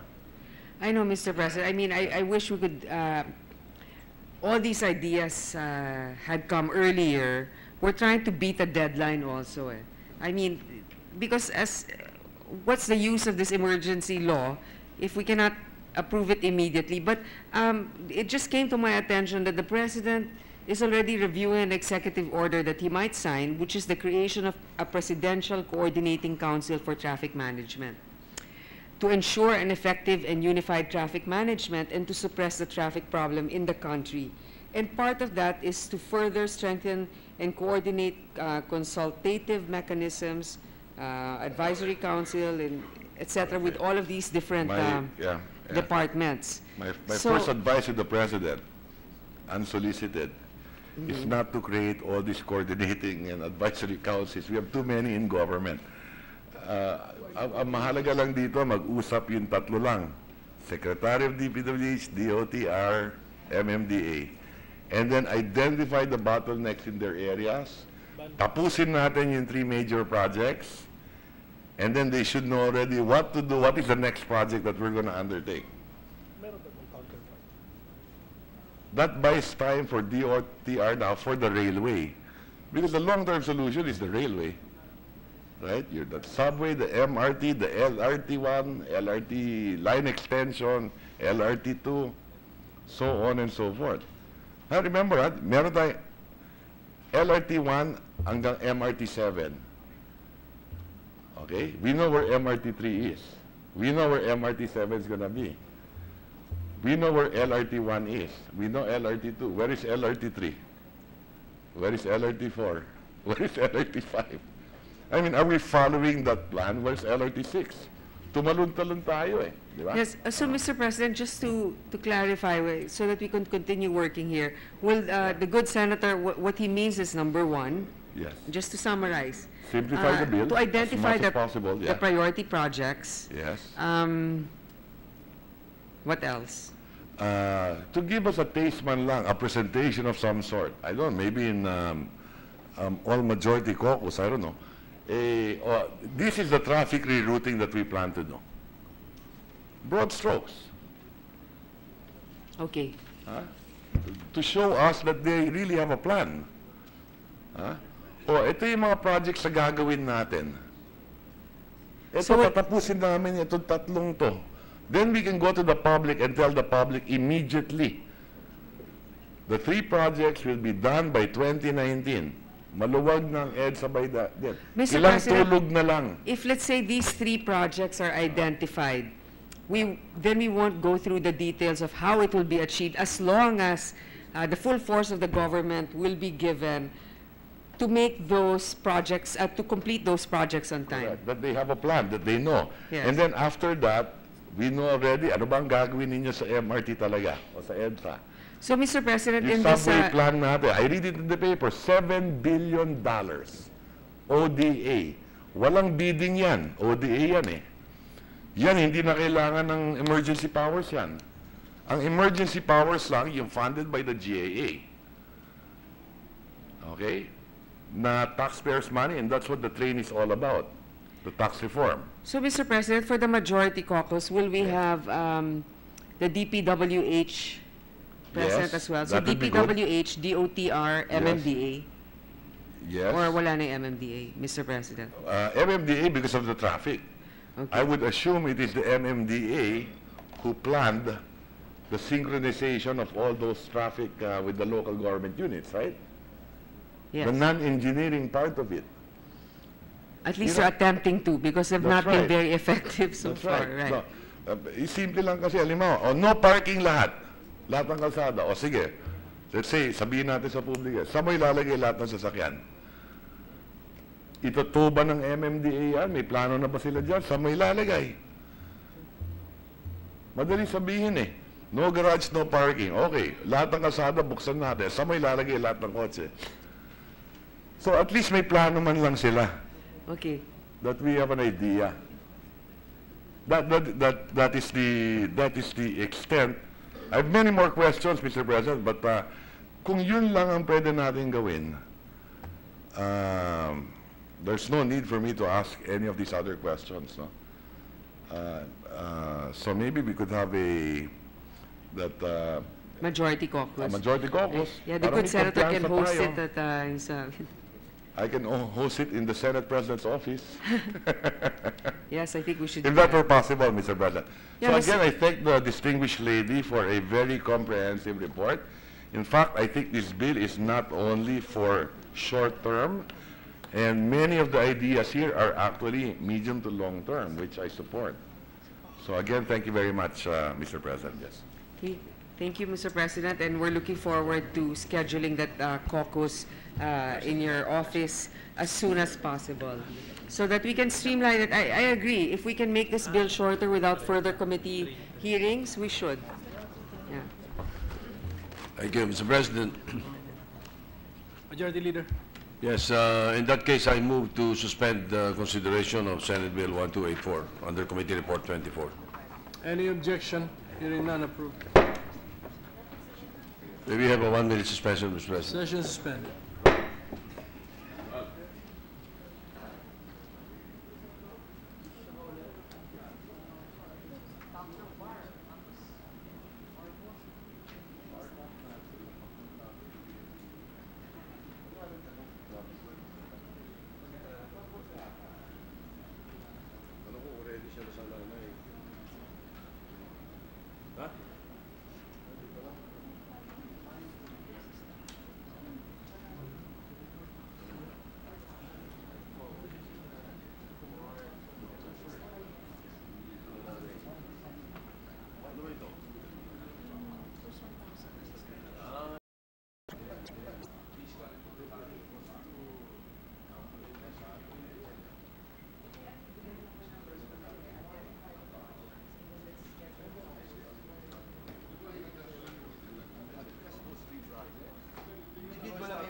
Wala na ho. Ito tapos na ito.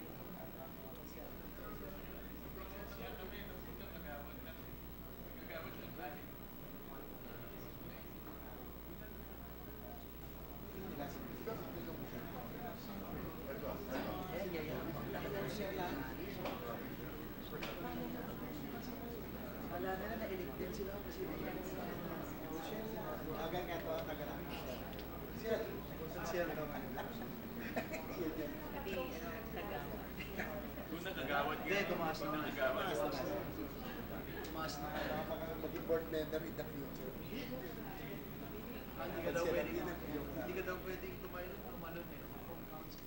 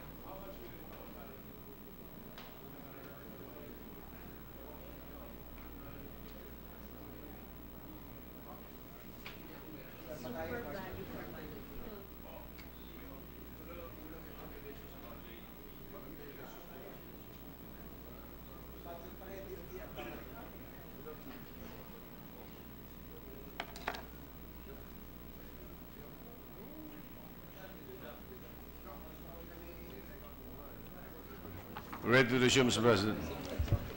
Session. Mr.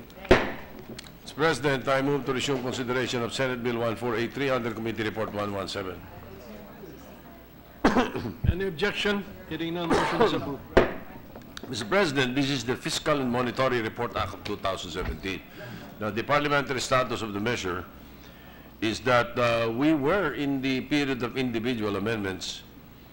And to continue, may we recognize the sponsor, Committee on Economic Affairs Chairman, Senator Sherwin Gatchalian, Mr. President. Senator Gatchalian is recognized. Thank you, Mr. President. And May we know if there are other individual amendments from the sponsor, Mr. President? no more, Mr. President. And we have concluded our proposed amendments, Mr. President. Thank you. This was a concern aired last time by the Minority Leader, Senator Drilon. So maybe recognize Senator Franklin Drilon, Mr. President. Senator Drilon is recognized. Thank you, Mr. President. Will the good sponsor yield to a few questions so that we can dispense with specific amendments that we have in mind? Yes, Mr. President. Thank you, Mr. Sponsor. We were reviewing the proposed individual amendments. Can we spread into the record a confirmation of our reading of the bill now with the amendments of the sponsor? The bill will no longer require a joint session of Congress to hear the reports of the economic managers. Correct, Mr. President. And in replacement of that, Mr. President, we amended the said provision to a joint congressional oversight committee, Mr. President. So a joint oversight congressional committee. And my reading of the individual amendments would be consistent with this concept that the reports will be submitted to the joint congressional committee, who will go over the reports in exercise of our oversight functions over the cabinet members and the departments concerned with our economic development. Correct, Mr. President. The part of the amendments that we made is to include the national budget as part of the report to be submitted to both chambers, and the national budget being a legislative action, this joint oversight committee will exercise oversight, including the budget, Mr. President. Yes, because presently there is a oversight committee on public expenditures, if I recall committee.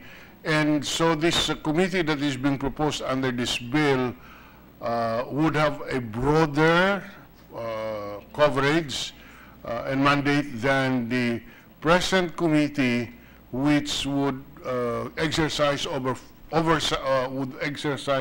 oversight functions over the budget implementation. Yes, Mr. President, correct. It's not only going to be an oversight over the expenditures, it will be an oversight over the fiscal and monetary policies, fiscal meaning revenue and expenses, and then the monetary policy meaning the actions taken by the Bangko Sentral. Well, thank you, Mr. President. With all those clarifications on the record, we no longer find it necessary to submit our individual amendments, as the representation is that it is adequately covered by the individual amendments of the sponsor, that therefore makes unnecessary our proposed individual amendments. Thank you, Mr. President. Thank you, distinguished minority floor leader. In that case, Mr. President, I move to close the period of individual amendments. Any objection? Hearing none, approved. Thank you, Mr. President. I move to approve on second reading Senate Bill 1483 under Committee Report 117. Any objection? Hearing none, Senate Bill number 1483 is in substitution of Senate Bill number 837 is approved on second reading. Thank you. Wait, alin dun yung meron ka amendment? Number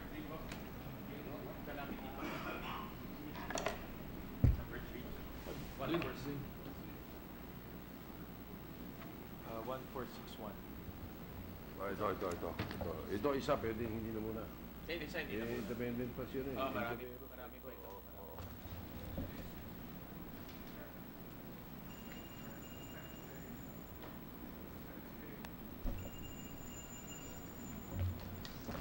Mr. President, I move to suspend consideration of Senate Bill 1483.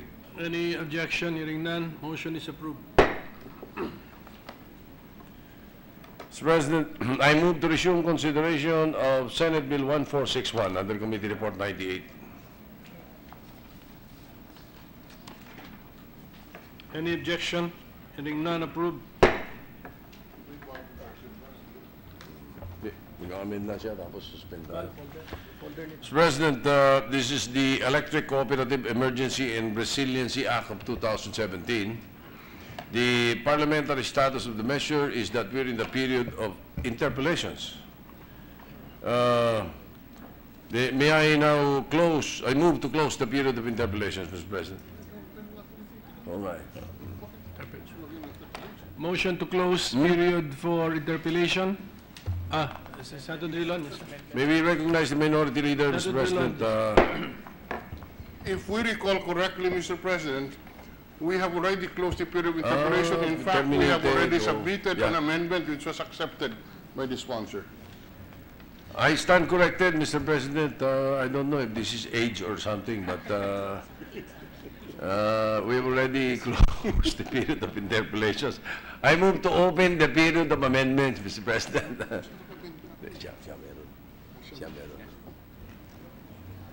Okay, motion is to open period. Period of individual amendments. The minority leader has already submitted his individual amendments, Mr. President. It's duly approved. But we would like to recognize the sponsor because he has additional amendments, Mr. President. Chairman of Committee on Energy, Senator Bin Gatchalian. But before that, I move to open the period of individual amendments. Individual amendments, any objection? Continuing, yeah. To continue? To continue, the period of amendments. So, with that clarification, any objection, there being none, motion is approved.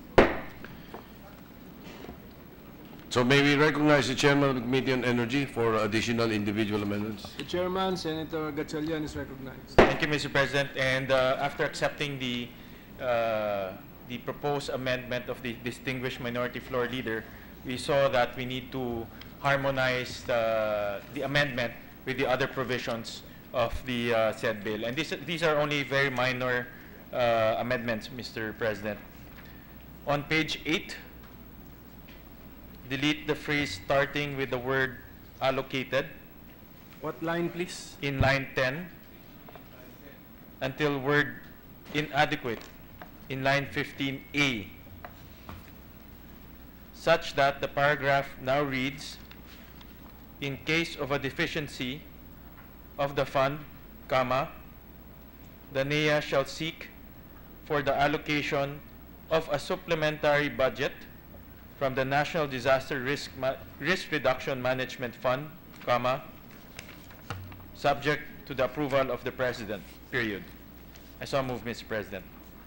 Any objection? Hearing none, approved. That's it, Mr. President. Well, to be sure that we do harmonize the proposed amendments, we would like to move to suspend the consideration. And a minor amendment first by the minority leader before we move for the Minority Leader, suspension. Secretary. I am holding a copy of Senate Bill 1461 with the annotation on the top right portion of page 1, quote, amended copy as of September 11, 2017. For purposes of record, this is what we are using, Mr. President. And with that as a premise, page 8, line 7, after the bracket, insert the word exclusively.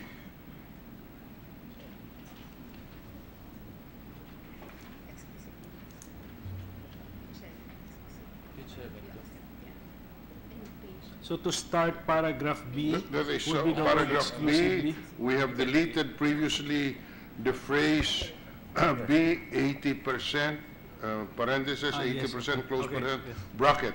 Yeah. After the bracket and before the word for, insert the word exclusively. Okay.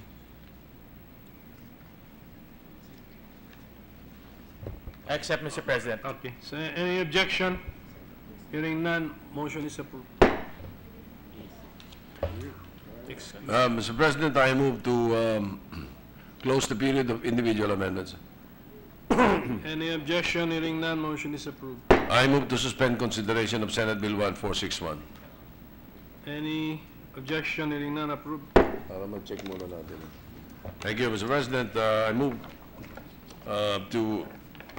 I move for the additional reference of business. I think there is one more. Any objection? Hearing none, approved. Message from the House of Representatives, letter from the House of Representatives informing the Senate that on 11 September 2017, it passed House Bill number 6308, entitled An Act postponing the October 23, 2017 synchronized barangay and sangguniang kabataang elections, amending for the purpose Republic Act number 9164, as amended by Republic Act number 9340, Republic Act number 10656, and Republic Act number 10923, in which it requests the concurrence of the Senate. Referred to the Committees on Electoral Reforms and People's Participation and Finance. Mr. President, with the consent of the body upon the agreement between Senator Gatchalian and Senator Grace Poe, I move that House Bill 5654, the Cotabato Electric Cooperative Franchise, and the House Bill 5664, Bicol Light and Power Corporation Franchise, both primarily referred to the Committee on Public Services, be referred secondarily to the Committee on Energy. Okay. So any objection to that motion? Hearing none. This is secondary, additional. Secondary referral. secondary Motion is referral. approved. Thank you, Mr. President. Upon the request of Senator Joel Villanueva, and with the concurrence of the principal sponsor, Senator Escudero, may we be allowed to make Senator Villanueva co-sponsor of House Bill 4598 under Committee Report 149 and House Bill 4524 under Committee Report 152. So the manifestation is noted, Thank you, Mr. President. I move that we adjourn the session until 3 o'clock in the afternoon of Monday, September 18, 2017. Is there any objection? There being none, session is adjourned until 3 o'clock in the afternoon of Monday, September 18, 2017.